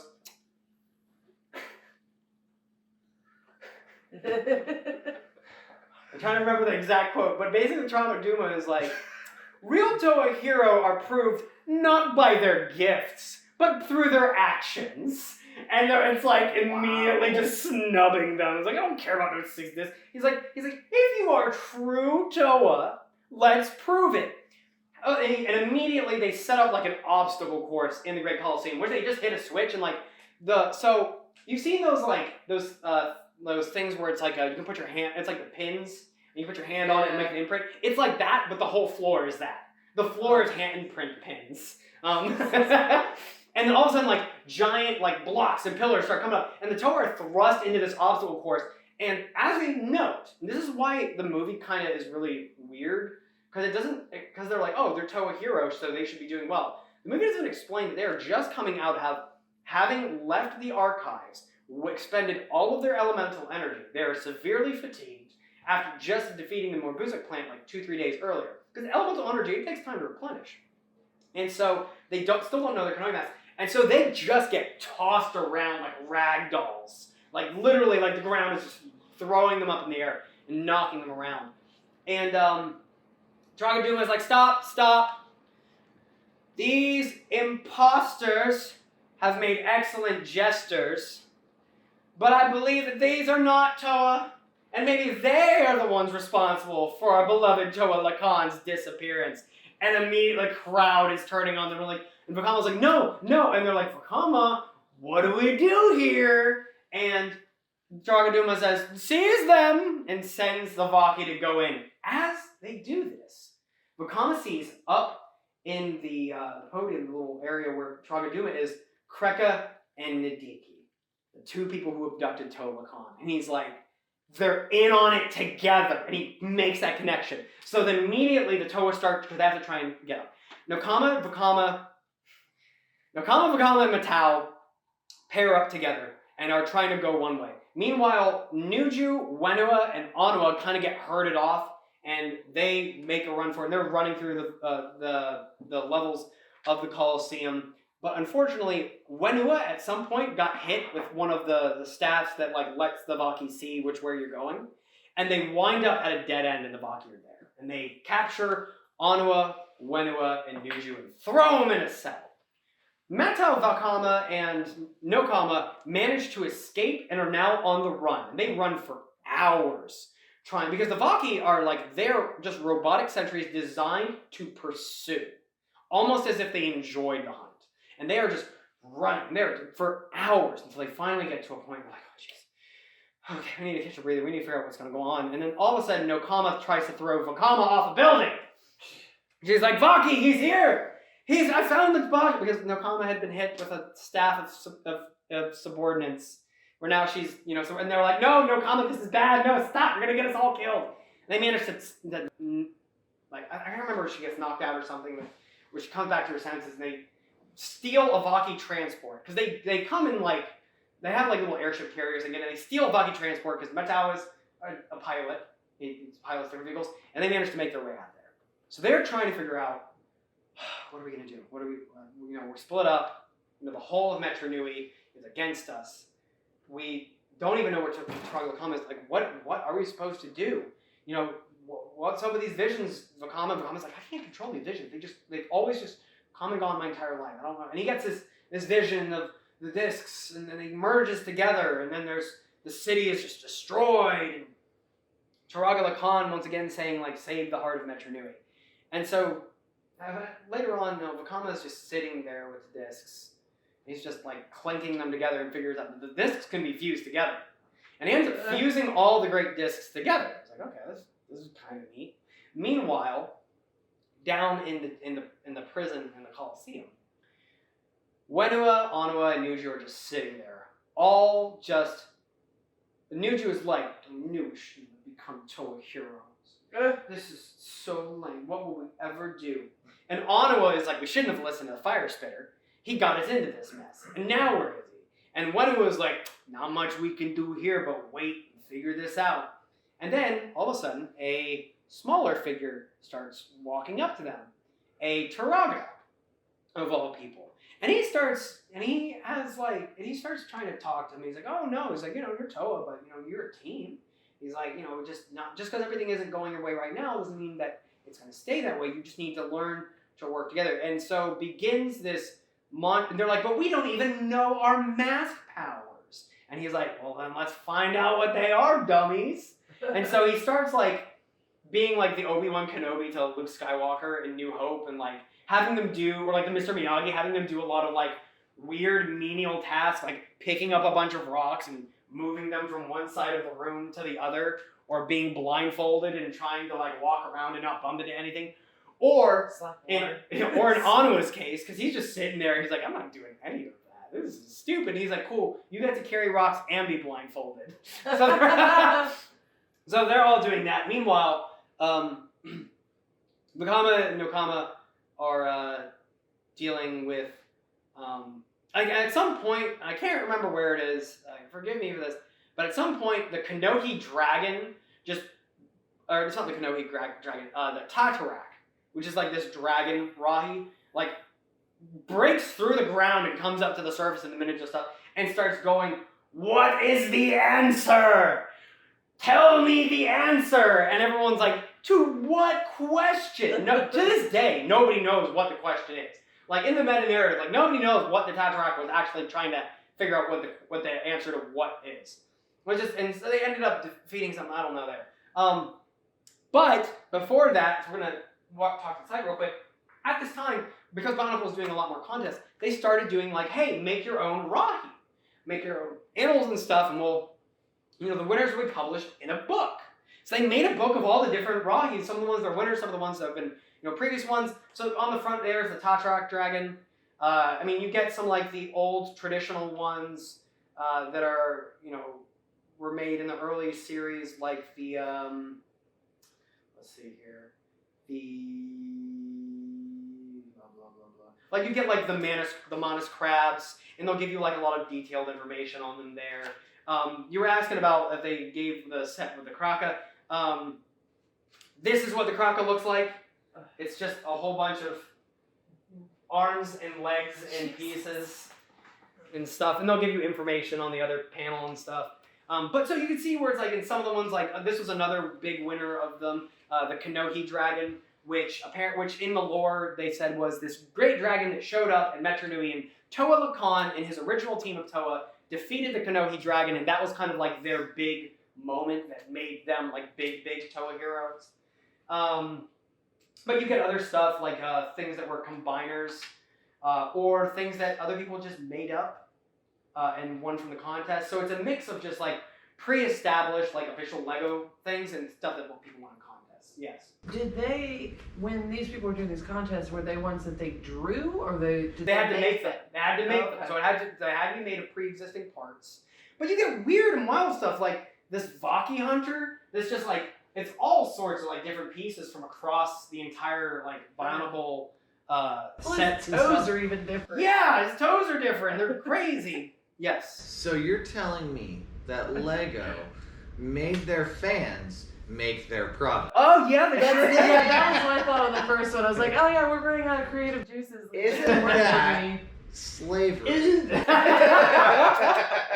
aren't all Matorans just slaves in the end? Is that better? Normal slavery. But they're asking for our input. Yeah. Yeah, And they're making making money money off off steal our ideas and publish it in a book that they're selling for what did this retail for? It was $5.99 USD dollars, please. Did those kids get a penny per book sold? Oh, I'm probably no. What were the prizes? What were the prizes for those? You got your thing in there. Jesus! Yeah, Well, you it's get paid with Dole Fuck, right? exposure.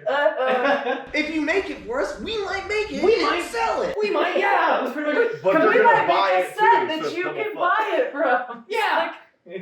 Because also, like, as a note, another big contest they did originally, when they were first doing stuff was you could win solid gold Kanoka discs in like oh yeah, you get like a little code card and you redeem it on Bionicle.com and you can see if you won a solid gold Kanoka disc, and all the ones we had were no, we didn't. Oh, that was the other thing in the package, in the loot box this time around was the Kanoka discs. I think it was like 3 or 4 discs. No, it was like 2 discs and a disc launcher in the packs, and those were running like $4. And it's like, oh, yes, that. Did you bring any of these sealed packs for us? I mean, it's what? The loot boxes. No, I didn't because I don't own any of these loot boxes. Dude, yeah, like a single like Kanohi mask loot box right now that's like 2 or 3 masks. It's like $25 on eBay. I'm like, ooh, man, loot boxes got expensive. One more question. Answer. When's your birthday? March. March 30th. Okay. After you read catch up on the group chat, that question will make more sense. Okay. So, I don't like where this is going. I don't like where this is going at all. Speaking of pregnant Bionicle. So the sets they released for the 2004, because this is all pretty much 2004, was the Toa Metru, the new Matoran designs, the Vaki, and then in the later part they would get like Nadiki and Kreka and Taragaduma. He has this giant bird as well. It's called a Niwak that he uses to fly around on. And I don't have that out here because I'm missing pieces, and I was like, I don't feel like putting it together. Meanwhile, Vakama, Nokama, and Matower, they're running around these planes, and Nadiki and Kreka start catching up with them, and they're like, okay, we're being attacked by what's it called? These dark hunters, because they're called dark hunters. Dark hunters are a group of basically mercenaries that pay to that work for the highest bidder. But they all use code names and nobody knows who they really work for. Yeah, because the names weren't already getting confusing. I know. So, as they're being attacked by them, they make their way into this canyon, and as they are running and trying to escape, they see a herd of Kikanalo coming to them, which Kikanalo are basically like kangaroo rhinoceroses that are just like stampeding towards them, and they're like, oh no, this is bad. Yeah, oh my, yes, Chris. What? Did they make a toy of that? Yes, they did make a toy of the I was Kikanalo. going to ask if they were fan created. Yes, the Kikanalo did come out in a special set from Toys R Us that included Toa Lacan, who you could only get in that set, where it was him riding on a Kikanalo, even though he never rides a Kikanalo in the story at any point. It's just, they made it, so I was like, okay, that's neat. It's fucking cool, you nerd. It is cool! Toa Lacan is the coolest! Did they ever make did they make toy sets of the ones people No, they didn't make toy sets of the ones that people did, but like you could maybe see the instructions on how to build them in different magazines and stuff. Okay. So no, Lego never. It's not that LEGO never directly profited because obviously they're published in a book Yeah. and they incorporated them into the lore and they made money off of that. Right. But they didn't actually make like buyable sets that you could buy based on other fan They creations. send the Okay. contestants cease and desist. I'm I made it. I'm gonna need you to stop. gonna need you to stop that right now. This is LEGO. This is our property. If you wanted to make it, just go buy all the pre-existing pieces from 50 Yeah, cents. you have, Right, what is it? exactly. For Proctor, you're gonna have to buy a whole set of Toa Metru, even though you probably already bought a whole set. Which even then, the Toa Metru can be combined in sets of 3 to make other things. Yes. Is Bionicle just like early 2000s V-Bucks? So yeah. that Looking back on it now, we could say that if you look at every different combiner set with Bionicles, that if you wanted to have like a full set of like the regular Toa, and then a full set of everything else they can make, it's like, wow, you're gonna be buying like at minimum 3 sets of the same thing. Just to even, and it gets expensive. Cause I mean like the Toa were running like, I think like $8 a piece. Back at the time, they're like $7.99 a piece. The That's Matoran, like 20 now, come on. yeah. It's crazy. So, it's at this point that they're coming towards them, and Nokama's in the front. They're like, oh no, we're gonna get stampeded. And Nokama reaches out and is like, stop! And all of a sudden, the Kikinalos stop. And I'm like, what was that? And Nokama starts like, we're not here to hurt you. You know, we're friends or whatever. And the Kikinalos start like making noises. And at this point, we find out that Nokama has found her mask ability. She has the ability, her mask is the great mask of translation. It can allow her to communicate and understand and read and write any language. She's able to do all the clicks on the one. yeah, exactly. So she's like communicating with the Kikinalo and they're gonna help her and stuff. And like, this is great. This is awesome. They're like, hey, can you help us? Because we got these 2 assholes that are trying to chase us down. And they're like, good stuff. And so the 3 Toa just hop up on the backs of Kikinalo and they start stampeding away and just smack Nadiki and Kreka around, and they play like the big. They basically are just like the wet bandits of Home Alone. Like up until Sticky bandits? You're fired. the stinky bandits. Sticky. Sticky Mm-mm. bandits. Look, I don't want anything sticky with my Bionicles. We've already been. Speaking of pregnant Bionicles. Stop! So, and at one point too, one thing is Vakama, they're being chased by Kreka or something, and he shoots him with a teleport disc and teleports Kreka like 3 miles away. And Kreka's like, I hate dealing with Toa. So as at this point, so eventually Nadiki and Kreka make their way back, and they're hassling him, and Matau unlocks the power of his great Kanohi Mahiki, the great mask of illusions, and just starts like impersonating Nadiki and Kreka to each other, and being like, oh, I didn't see you over here. Oh, I thought you were over here. No, I was over. And they're like looking around Candy Wells and make them bump into each other, and it's really just played a lot for gags. And he's like, haha, I can't beat a toy hero. And so they're like, well, look, they're escaping around. And they see in the stars. They're like, wait. They're like, Toa Lacan's Toa star still shines in the night sky, and it seems to be moving in this direction. So that's probably where we need to go. Because as long as the star is up, they know that Toa Lacan is alive. So they start following the star, and eventually, we kind of pan back to this prison cell, where Wenua and Nuju and Anwa are all there, and they're all just getting frustrated. And eventually, like, Wenua just takes off his blindfold. Like, this is ridiculous. I don't understand why we're doing this. This is not helping anything. And Wenua is like, sit down. Wenua, sit down. Sit down. And Wenua is just like compelled and just being forced down. Hey, great news! Anawa has the great mask of mind control, where he can control people's minds, make them do stuff. And Nuju is like, you stop arguing! And all of a sudden, the wall that is holding the prison cell just explodes open. Turns out Nuju has the great mask of telekinesis. And it can just rip walls off. And then, so they're like, oh hey, we found a way out. And the Taraga is just like, hey, you guys did good. Look at that. You figured out your mask. Now let's get out of here. They're like, wow, it sure is dark in here. I can't see anything. And then Wenua is like, I don't know what you're talking about. I can see fine. And there's this giant light just emitting out of his mask. He has the great Konohiruru, the mask of night vision. So not only can he see extremely well in dark, he can project a light for other people around him to see as well. And they start making their way out of the tunnels. And the Toa are led back to the Colosseum, where the Matau, so Nuju, Wenua, and Anua make their way up back to the surface, and a patrol of Vaki are coming right at them, and they get ready to fight.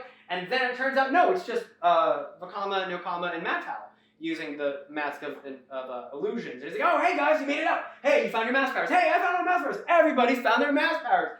Everybody except for Vakama, who still hasn't found his mask powers, still hasn't found Toma Lacan, who still doesn't know, how to save the city or anything like that. And this Turaga walks up, and he goes to Vakama. He's like, I knew you always had it in you. See, I told you you could do it. And he's like, oh my God, you're Toa Lacan, but you're a Turaga now.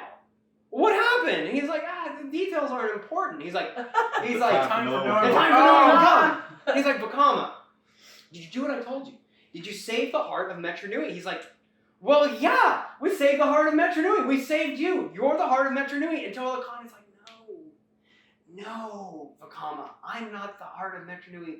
The Matoran are. The Matoran are everything. And Vakama's like, what? Oh, what? Is that everything we just did for nothing? He's like, yes, Vakama's like, the Matoran are everything. We have to save them. At this point, all of a sudden there start to be, so Vakama once again starts having this vision. And he sees like this sphere, because while they're standing around the Colosseum, and they see these spheres all lined up on the wall. And Vakama has this vision, and he's like looking, and he's like goes open one of them in a vision, and Turaga Duma is inside it, and he's like, oh, and then he comes back to reality, and he smacks over one of the tubes, and there's nothing in it. There's one of the balls. And he's like, oh, this is crazy. And then some more stuff happens. They find a Vaki transport that has, and they're like, okay, well, we need to get out of here. We need to, find out where, talk to Turaga Duma and figure this stuff out. Well, there's also these spheres on the transport, and he opens up one of them, and the real Turaga Duma is actually inside of it. They're like, oh no. The real Turaga Duma is here. Or Turaga Duma is here. Then who's up there? Because Turaga Duma is up in the Colosseum. He's like, ha ha ha, Vakama. Yeah, you're so full. He's like, did you bring me that mask of time? Oh, by the way, while they were running around trying to meet up together, Vakama ended up forging the mask of time out of the great discs that have merged together. Great mask of time. Doesn't know what he's going to use it for. Has no idea. He's like, I'll be taking that mask of time, Vakama. And he says, no way. Who even are you? And Turaga Duma just kind of like takes off the mask, and underneath the mask is Makuta. Just on a really tiny body, but it's his regular head. And he's like, it's me. And Vakama is like, what? Makuta? What are you doing? He's like, you're supposed to protect the Matoran. And Makuta says, yeah, but this is cooler. And starts summoning like this. And so Makuta in the body shape of Turaga Vakama starts summoning like this storm. So the Toa are just fleeing at this point. They're trying to get onto a Vaki transport. And they're, just trying to figure out a way to get out of here, because they need to get up to a point where they can get away from the city, because they're like, this is going to be a big fight. We don't want to destroy the city. As they steal Vaki transport, and they're running away from the Vaki, Makuta ends up summoning a huge, massive electrical storm, because he's basically just reaching out, trying to absorb all of the power he can, because also underneath, before this, the Matoran have gone missing entirely. Turns out, Makuta had called all the Matoran down to the Colosseum and be like, just go ahead and step on one of these potty pods. They'll keep you safe. There's some dangerous stuff going on. Just step on in a pod. And all the Matoran did. And, but nobody knows what the purpose of this is. And so Makuta is reaching out, is summoning giant electrical storms, and absorbs Nadiki and Kreka, because he's so low on his regular energy. He just absorbs them into his body, as well as Niwak the bird. He just absorbs them and becomes his original form again. Except he's got wings. He didn't have wings the first time we saw him in the Motunui side of things. But now he's got big old wings! And he's going to go fly and chase down the Toa. And they're like, well, we need to stop, Makuta. Because at this time as well, these lightning storms are getting so intense that there's earthquakes just happening rapidly. It's just ravaging the city. the twin suns suddenly go into a double eclipse, and everything is just this nightmare hell like cataclysm that's going on. And Vakama goes, all right, you guys figure out a way to get this transport over here. He's like, I'm gonna go and lure Makuta up here onto the edge of the Great Barrier wall. So he goes there, and Makuta goes, all right, Vakama, hand it over. Give me the Mask of Time, and I will let you live. And Vakama goes, no, you, and puts on the Mask of Time. Oh. And Vakama thinks that he has won. Like, as he is putting it on, Makuta reaches out with a giant shadow hand attack that's coming right for him. Vakama puts on the Mask of Time and realizes that he has no control over this Mask of Time. The best he can do is just slow down time, but time is also slowed down for him. He's not actually accomplishing anything.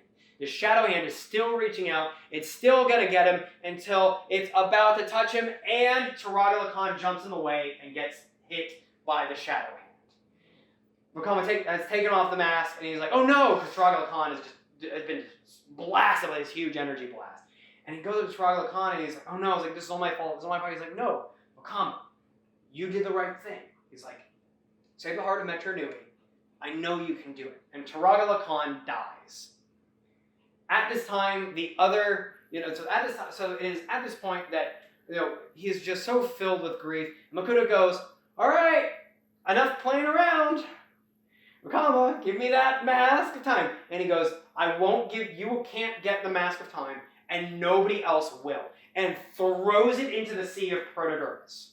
This huge massive sea. And throws this Mask of Time, and Makuta is like, oh, Vakama, you should not have done that. I'm going to have to go find that now. You know that, right?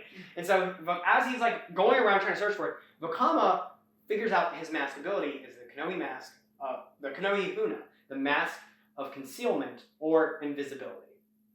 Caveat is it still projects a shadow. The other neat thing with it too is that even though Vakama is invisible to everyone else, he is also invisible to himself. So he can't like see his limbs or where he's like. So everything is just like body feel. So it's like, imagine like walking around and doing anything, but your eyes are closed the entire time. It's like, see how well that works. It's like you have no reference to where any of your body parts are. You just have to. All right, we're back in action. So you just gotta figure it out. So he starts baiting Makuta. And he goes, Makuta, you were supposed to protect Matory. He's like, but now you'll never have the mask.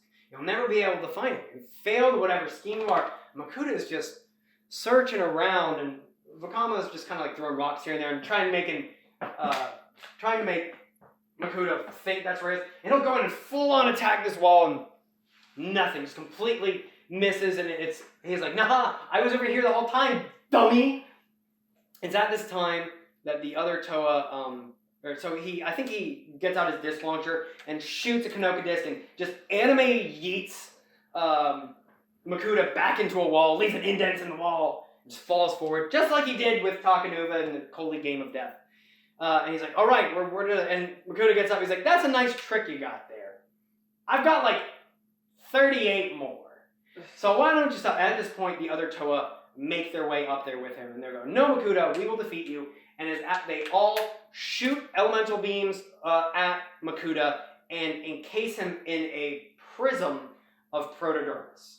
And they've gotten Makuta just trapped in this crystalline Protodermis thing, and they're like, oh, we need to go. Like, horrible stuff's happening. Like, the city's being destroyed by earthquakes, and the waves are getting crazy. Like, we need to get out of here. Like, it's like, what do we go? And they're like, okay, well, we can't go back to the city. We need to find a place that's safe for the Matoran. So we're going to go ahead and grab, we're going to take a Baki transport. When they leash like 6 Matoran spheres to the bottom of it to make it so that it'll float and be buoyant. And they just start making their way for a crack in the Great Barrier. They're just trying to get to that there. In the movie, they go ahead and skip to the ending, which is actually like 5 books later, where they find the island of Matanui and they bring out all of the Matoran and everything. But I'll hold on that ending for now and just continue on with the books. So book 5 is Voyage of Fear. where the Toa are leaving. The Toa, so also at the same point, like, as they are doing all this, the Toa Nuva are just consistently like, why didn't you tell us this? You know, why is it taking so long? And Vakama is just becoming more, and like, all the Turaga are very unsettled, because on the one hand, they're like, we understand why you might be frustrated that we didn't talk to you about this, but at the same time, we didn't really know if this would ever be something that you would need to know. And even then, like, it's still kind of really heavy for us to talk about. Because there's a lot of stuff, like, we were just thrust into this position, we were made to orders, we were suddenly just made, branded as traitors to everyone, and even though we defeated the Makuta, we didn't really win. Metru Nui was destroyed, the city was destroyed by this cataclysm of storms and earthquakes and everything, and Matoran are trapped, and we're trying to find a way. I mean, it's all still weighs really heavy on us. And yes, Jason. So all the Matoran were transported in these pods? No. There's right at this point in the story, they've only got 6 Matoran pods. They're on a Vaki transport, which is like the size of like I'm talking about like the once they're Turaga. At some point, yes. For a framework, though, a large population of the Matoran living in Metru Nui did die in the cataclysm by just like all the earthquakes and buildings crumbling. But some of them, like some of them managed to. Akmo. Yeah, Akmo and Akmo, Iri, Matoro. A lot of the Matoran that we talked about before were also people who worked with a lot of the Toa Metru. So it also gives you this weird thing of like, how weird does it have to be that like you used to be like co-workers with all these people that you rule over now as like their village elder, and they have no idea about it, they don't remember it all, but like you do. It's super weird. So some of them have come over, and they came in the pods. In the 6 that they've got right now. Okay. In the story. How does the crab get there? Cuckoo? There's a crab? We'll get to that. Oh, there's an actual explanation. There's explanations. We'll get there. Yes, Chris. Did they make a toy of Metru Nui? No, they did not make a toy of Metru Nui. Are you fucking kidding me? No. No, they didn't. But in 2005 toy line year, they did start implementing Lego sets of like, oh, you've bought Bionicles for years. Now if we had little minifig Bionicles that you make play sets with traditional Legos with of different stuff. So they started doing that in 2005. So we do get a little bit of that there, and they do that for 3 years, but for the most part, no. So the Toa are headed for this great breach, and it is a tumultuous at best. Because what they're driving on is essentially like an airship that has been like jerry-rigged together to be a boat. And even Matau, who's like an excellent pilot, is like, he's like, dude, this is not we're like every moment it almost feels like they'll capsize. And the Toa are just like trying to use their elemental energies to what they have to be able to kind of like push and pull themselves into as they're going through this tunnel in this crack in the Great Barrier. And as they start getting through, they get to a fork in the tunnels, and Anna was like, all right, Fire Spitter, which way do we go? You're the one with the visions. And he's like, well, I can't just summon them whenever I want. And Matau goes, we're going to go left. And Nuju's like, why would you say we go left? He's like, we always go right. We never go left, so that's why we're going to go left. And Nuju's like, that's the most irresponsible way to pick between those two things. So Nuju, they start going left, and all of a sudden, the water starts bubbling and heating. And they notice that part of the boat is melting. And they're like, oh no, we need to back up. We need to back up. And this giant, monstrous, like aquatic sea serpent that just bursts up through the water and then goes right back down. And he's like, yeah, no, we're going. He's like, Matau's like, did I say left? I think we're going right. We're going to go right. We're going to go right. And Okama, as they're, traveling down like this river, Okama gets off the boat. She's like, I'm going to go check things out. She jumps and dives underwater. And she's like, this is really weird. Like, the water is like crystal clear. I can see really well. And she sees this dead, raw-y sea serpent down this water. She's like, wow, I've never seen anything like that. And she's like, I think it's got to be like 65 feet long. It's like, yeah, that's so crazy. And then the thought dawns on her. What has to be big enough to kill that thing? And it's like, oh, we're heading for some dangerous territory. So she gets back up on the boat and they start traveling in forward. But it's at this time that someone seems to be watching them. And he goes, Toa, I knew they would come. I knew they'd be showing up. Why can't they just leave me alone? They'll never understand. It's like, it sucks. It's going to have to be this way. So, 2 hour mark. all right. Can we go past the 2 hour? Or? Yeah. Okay. Keep going. Okay, so we'll go through Voyage of Fear then. I might need a minute. Yeah, okay, we'll take a quick break. Yeah, let's take a quick break.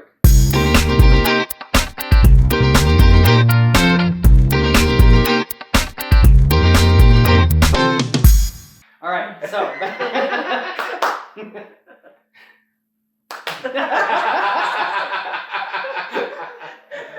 All right, so we're back from break. We're talking about Voyage of Fear, 5th book of the Bionicle Adventure series. The Toa are finding, they're traversing down these tunnels on this river because they're trying to just find a place that they can go with the Matoran to figure out where they can come back eventually and grab all the other Toa and give them a safe place to stay. So the boat was superheated, and they're like, oh man, that means that the Matoran pods might have been damaged. Nokama go down underwater and check and see what the damage is. And she goes down and she's like, yeah, well, it's really warm here. It's like, yeah, one of the legs is damaged. Like, we're going to have to make a repair on that at some point. And that was when she saw the sea serpent or whatever. So as they're going on forward, they are still just making their way down. And at some point, Nokama goes, Nuju, I'm going to go ahead and jump in to the water. I'm going to go look ahead and see what I can find or anything. And Nuju goes, okay, this is really dangerous. And Nokama goes, I know. He's like, I'm not going to ask you why you're really going to go do this. And she's like, I think I've earned your respect on that. He's like, you have, which is a really hard thing. So just know that you know, I don't agree with this. And she's like, I know, but I'm just letting you know, just in case. And he's like, it's like the understood, like, in case I don't return. Yeah. And Nuju's like, okay. So she goes off, and Nuju and the other Toa are sitting because they're just trying to pilot their way down the thing. And all of a sudden, way up ahead, they're going around and trying to figure out, they're traversing down, and they notice that all of a sudden the current behind them is suddenly really picking up, and it is like the boat is just jostling, just getting slammed across the walls because of how fast this current is now starting to push them. Like, oh, that's not good. And they're like, all right, see what we can do, guys. See if we can, get anything to try and slow us down or whatever. They're like, where's Nokama? Sure would be great to have someone who can control water to try and be able to help slow us down right now. And they're trying to make sure that they don't tip over. Meanwhile, Nokama is, going around and trying to scout stuff. And she starts seeing, crazy water creatures and stuff. She's like, I've never seen anything like this before. This is completely foreign to, I've never seen anything like this in Metru. And soon, the craft is just lurching for it because also, at this time, all of a sudden, there's some Vaki that have followed them.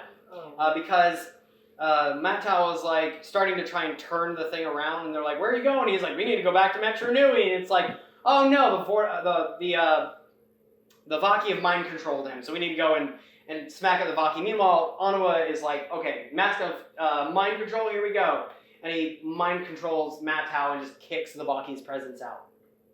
And so they're going around and they're trying to,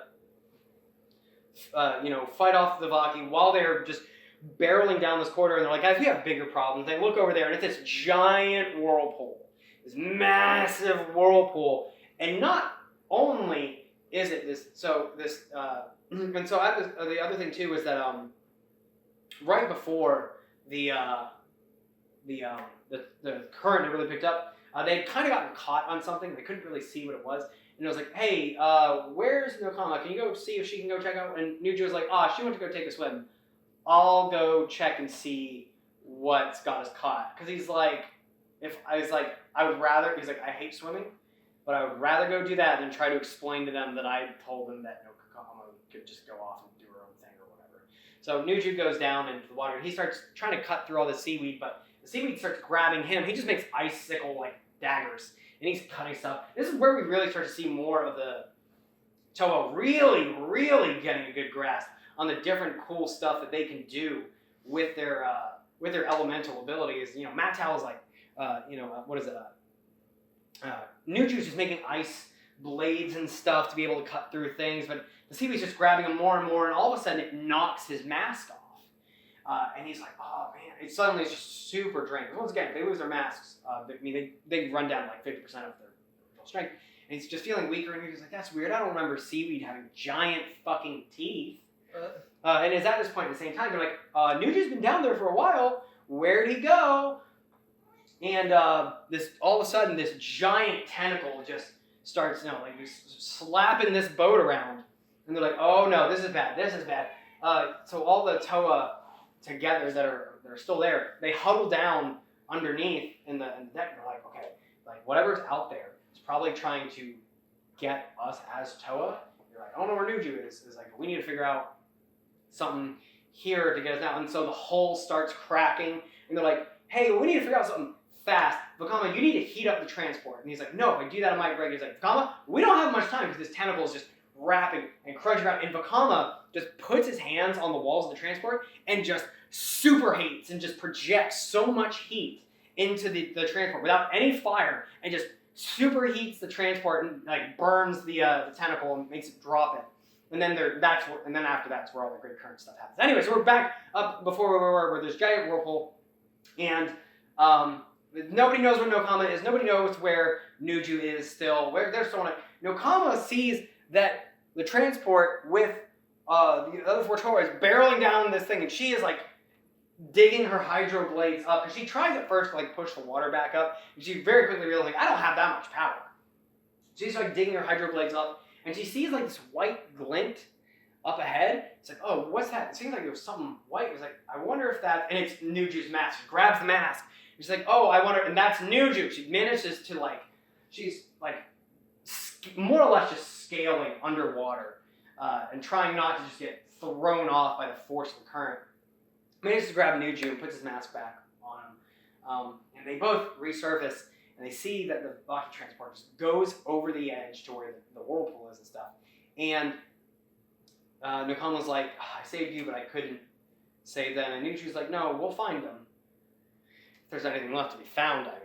Like, because Nuju's like, I gotta be the realist here. So they start, moving their way down. They see that the Baki transport, they see it's okay, and they manage to make their way on board. And like, oh man, great, we're here.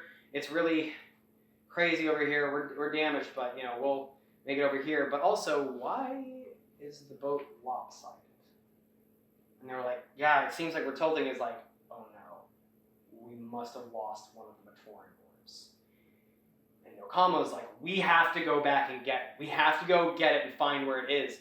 And I think it's Nuju or Vakama is like, no, we have to get through this first. We can come back for us later. And you're like, when? Where will it be? He's like, we will find it, but we cannot deal with that now. And as they're looking ahead, in this giant whirlpool in front of them, there is just a slew of giant, just 70-foot monsters, sea urchins, schools of giant fish that are just like coming on board and trying to, fight the Toa. So they're immediately having to like try and use their elemental abilities. Kama's trying to use his fire abilities to scare off some of the wildlife. Nuju's freezing stuff left and right. Mattel's just trying to focus on driving. Onua is starting to try and he mind controls a whale to kind of start trying to run interference and trying to protect them from these other giant monsters that are coming to them. These fish flop on board, and Mattel is like, ugh, look at those, look at this, a weird grin. It looks almost like it could be almost the same as Makuta. I'll call it a Makuta fish. And so they're making it way down the whirlpool, and they're figuring it. And so at this point, Vakama has just completely given up on trying to avoid the whirlpool. He's like, we're going to hit that thing. We need to figure out how best to navigate it. Onua and Wenua are just Onua goes over to Wenua and goes, hey, I've got this really great idea, but I need your help with it, and I don't have time to explain. Go.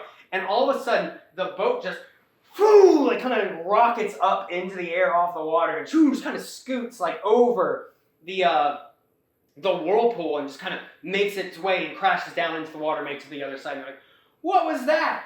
Turns out, Wenua and Onua had made a giant stone and earth ramp to just project the transport off of. And they're like, whoa, how did you do that? He's like, earth and stone, two sides of the same coin, my friend.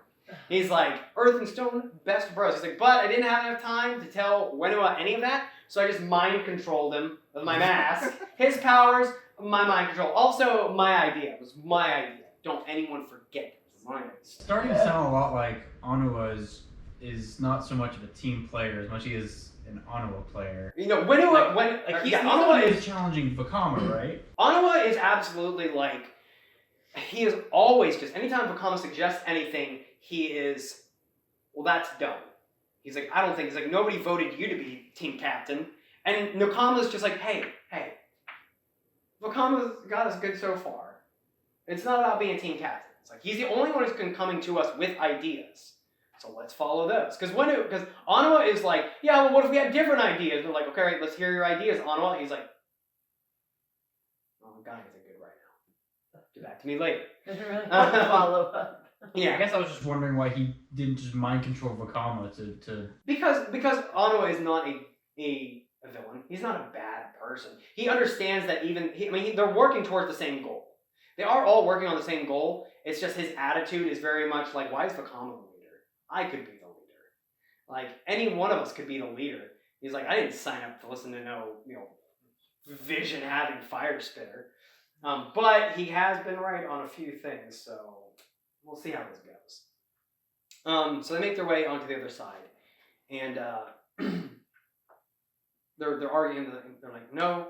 It's like, I can't let. So Nokama wants to go dive off the boat and go grab this thing, and Vakama just puts up a wall of fire off the side of the boat because he's also still warding off some of the Rani. And he's like, Nokama, we've already lost someone today. We can't lose another. We'll come back for it. And she's like, okay. So they're traveling down further, and it turns out that the figure that's kind of been watching them this whole time is setting up these traps.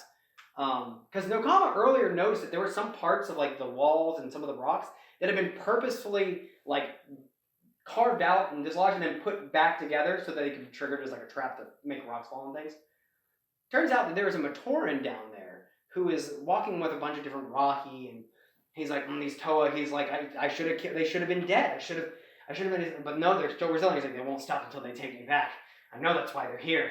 That's why they've got to be here. They're coming back for me. They'll never understand. They never understand. I can't make them understand. I'll just have to destroy them. So he turns to these giant, like, quadruped, armored robots with, like, fighting arm things and a giant stinger tail. And he goes, go defeat. He's like, all right, they're called Crawley. And Crawley were the predecessor of the Baki. Yes, Chris.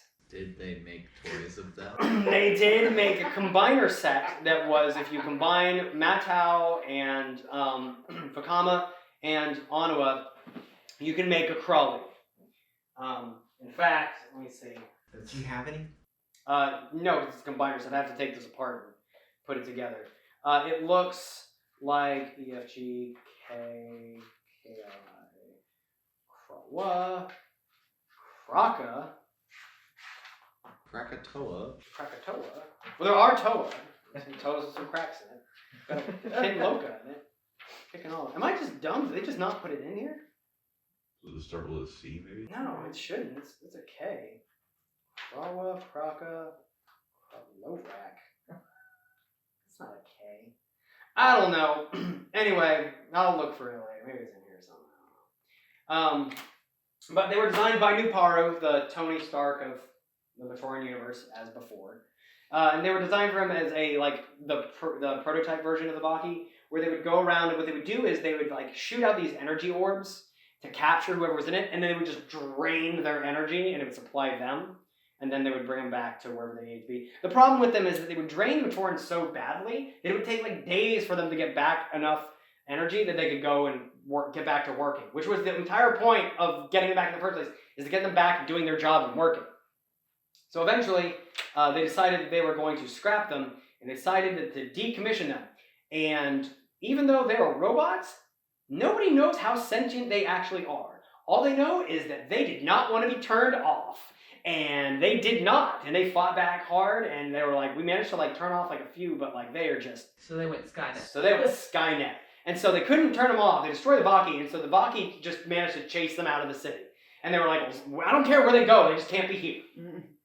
Well, this Matoran named Mavra is like, yes, my guardian friend is like, we need to stop these Toa. So he sends them, and it is described in the book that they're like, even though they're not like.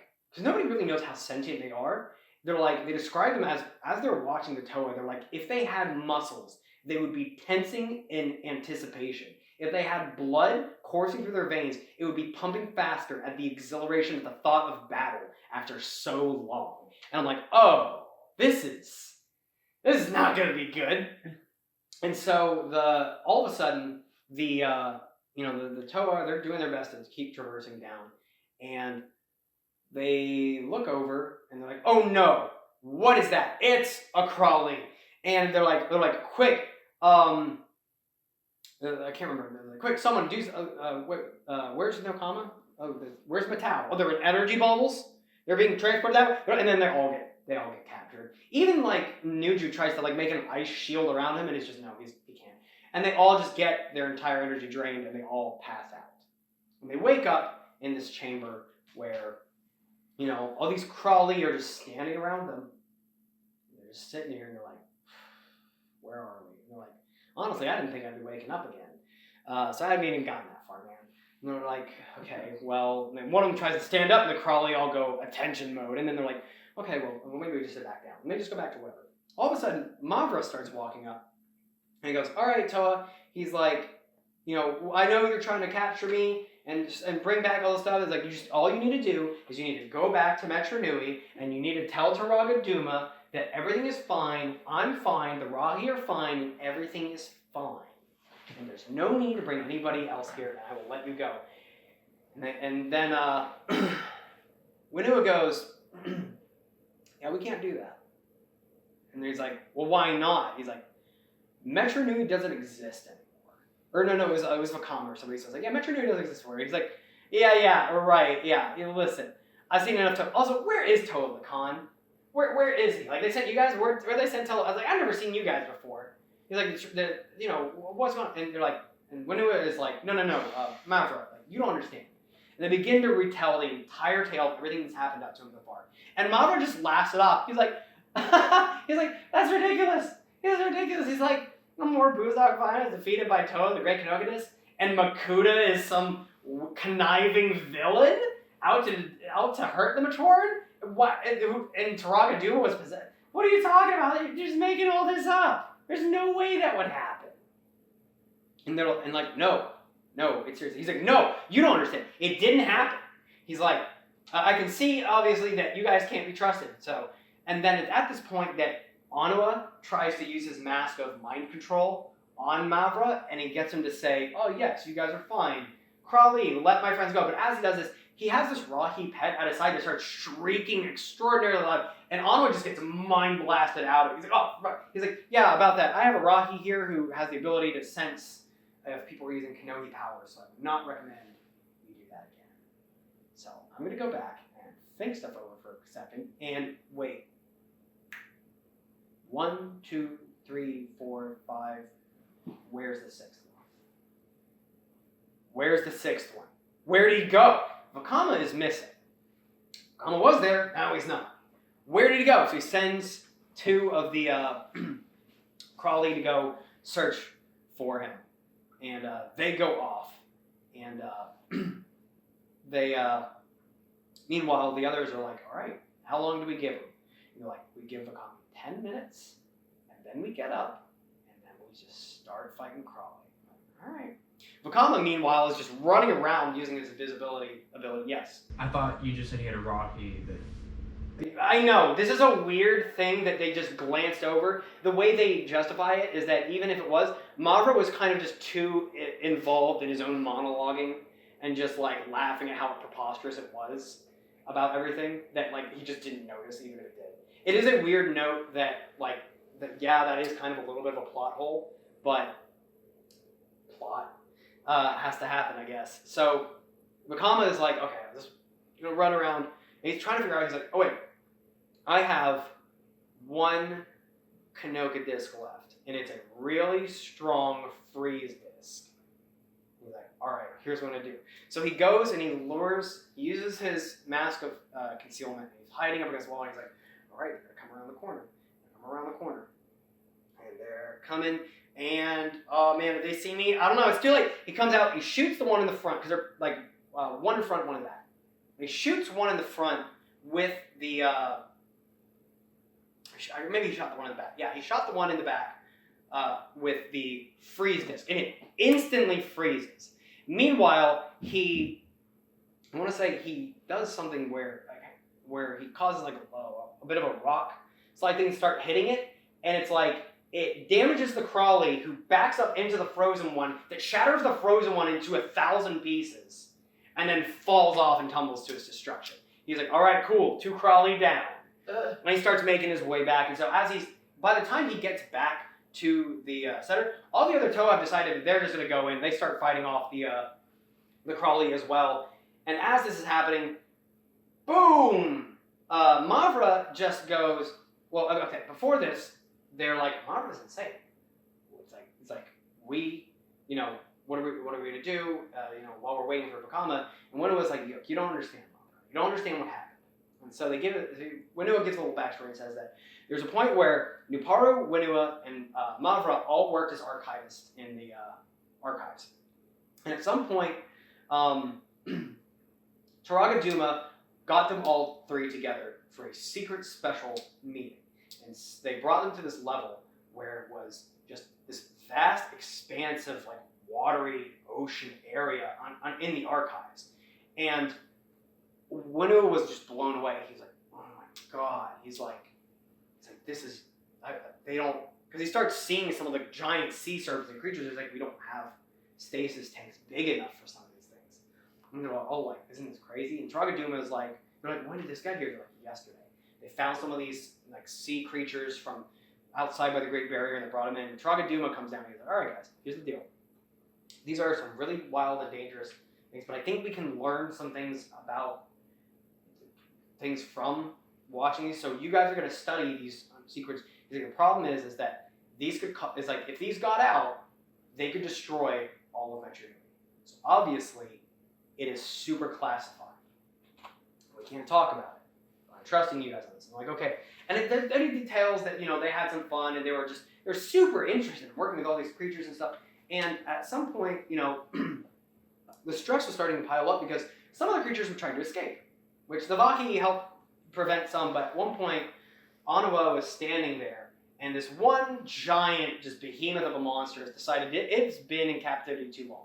It does not want to be here anymore, and it tries to leap up. And it leaps so far up, it hits the cavern ceiling and just causes like an earth tremor. And Winua just falls into the water.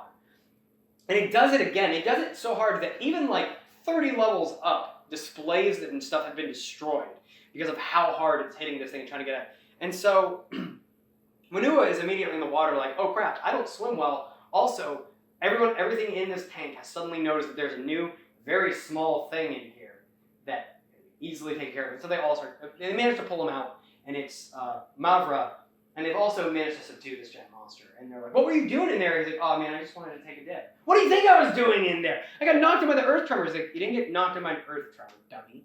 The thing was trying to escape and hit the ceiling and just made a big shake. He's like, what's the difference? Turaga Duma walks in and is like, all right guys, here's the rub. We're canceling this project. Like, it has just become too dangerous. I understand that you guys have both all been really interested in this, but it's too dangerous. We need to shut it down. We're going to be removing all these creatures tomorrow. The Vaki, and Mavra is like, no, like, you can't do that. Like, we have so much to learn. And Turaga Duma is like, I understand you guys put a lot of time and effort into this, but I can't, for the safety of the city, we can't do this. And Mavra is like talking about like this, like as if they're like his friends. And Turaga Duma is trying to get rid of his friends. And they're like, we're gonna be removing them tomorrow, and pushing them back to the Great Barrier. The Vaki have been given license to kill these things if they become too much to handle. Mavra goes, and so everyone's just like. So the next day, Winua comes down, because he gets called down with Nuparu and Mavra. But nobody knows where Mavra is. They're like, where is Mavra? They're like, I don't know, I haven't seen him. So they get down the exhibit, and all the creatures in this place are gone. Nobody knows. There's like, well, they're gone. I guess they already got him out. He's like, no, you don't understand. The Vaki never got him out. Nobody knows what happened. Mavra doesn't, and they're both like, Mavra probably took him and got him out somewhere. They're like, well, they're like, so it became this whole like, Mavra's gone missing, and nobody can publicly acknowledge these things. So everyone just kind of assumes that he just died and went on. And so that brings us back to the point. So the Toa all stand up, and they're gonna fight these Crawley. And as they do, Mavra is just, he's at his wit's end because he sees like everything all his friends are, as being attacked. And he goes, all my friends, help us fight these things. And all the sea creatures like around in the area, they start going wild. And they start they start frenzying. And they start coming to fight. At the same time, the Vaki show up again too. So now it's like this giant brawl between Toa and Crawley and the Vaki and these sea creatures. And the sea creatures are ripping each other apart. They're fighting the Vaki, and the Crawley are fighting the Toa for the most part, and they're trying to everything. And the Toa and they're what was it? Wenua at one point just opens up the ground, and just a Crawley falls into it, and he just boom squishes it down, and then opens it back up, makes it squish the other way, and he's like, I turned it into a nice little block. And Nuju does a thing where he freezes some of the components of it. At one point, there's another one that's about to come and hit Nokama, and all of a sudden, it just falls over in half. And Vakama comes up after his invisibility because he had just used his fire abilities to just cut right through it from underneath. He's like, all right, guys, we're here. So they're all getting together, and Mavra's like, no, this is crazy, whatever. And Onuma starts going on to Mavra. He's like, Mavra, you can stop this. You can stop this anytime. All you have to do is tell all your friends to stop. None of this has to keep going on. Mavra's like, no, my friends will protect you. He's like, your friends? He's like, this is how you treat your friends? Look, your friends are getting destroyed and killed and fighting because you just want to be selfish over this. And it's like, that's not what friends are, Mavra. He's like, you say this is how you treat your friends? I would rather have you as an enemy. He's like, look, because he's looking at all the sea creatures that are just frenzied, and just these behemoth leviathans just tearing each other apart, destroying each other. And Mavra's like, no, I can stop this. He walks over to the edge. He's like, oh, my friend, stop. And he falls into the water. And they're like, oh, no. And when Nua tries to go, and Anna was like, no, man, listen, just as well as I do, he's not going to make it down there. You're not going to make it down there. It's too wild. We need to get out of here. And Vakama had come back with good news saying, hey guys, by the way, I also found the transport's not far off. So they managed to leave the in the chaos of everything, get to the transport with the 5 Matoran sphere still on it, and they make their way forward. They're just trying to get out until finally they come through this passage, and the Vaki and stuff are still trying to chase after them, and Vakama goes, listen, Anua, we need to bring this down now. I'll distract them. You stop them. And he's like, you understand that if I do this, we can't go back. And he's like, we'll find another way back. Vakama's shooting little fireballs here and there, trying to stop the Vaki from getting close. And Anua brings down all these rocks and creates a giant cave-in so they can't get past. The Toa and the transport make it to the other side, and they're just in this cave, and they're just like, man, we almost... that was crazy, but I see there's light at the end of this tunnel. We're almost there. And Nokama has kind of been scaling one of those Makuta fish that had gotten on there earlier, and is making this trident out of its bones. And they're like, what are you doing? I was like, well, I'm making a fish trident. It's kind of like what the fishers in Metru use.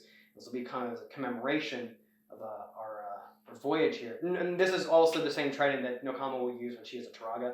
But as they're standing around, they're like, oh, let's take a break before we go any further. And Nokama goes over to this cave, the side of the cave wall, and shows Vakama, and she had drawn basically a carving of all of the Toa Metru. The same one that Gali had found earlier when she had to find a mask that she got trapped underwater with.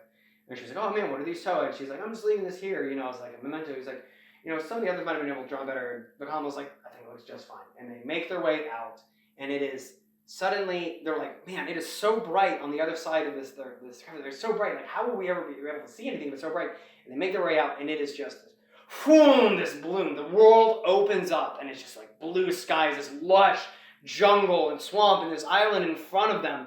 And they're like, Nakama's like, there's water here. And Nakama dives into the water and like takes a mouthful, and she's like, she spits it out of me. She's like, oh, this isn't water. I don't know what this is, but this isn't water. And they're like, not like wherever we've been used to. And they finally park their boat. The Lacan is what they named the boat, onto the island of Motunui. And they have finally made it to what will become the place they stay for a good long while. So let's go ahead and wrap this up for here, and we'll meet back next time and continue on.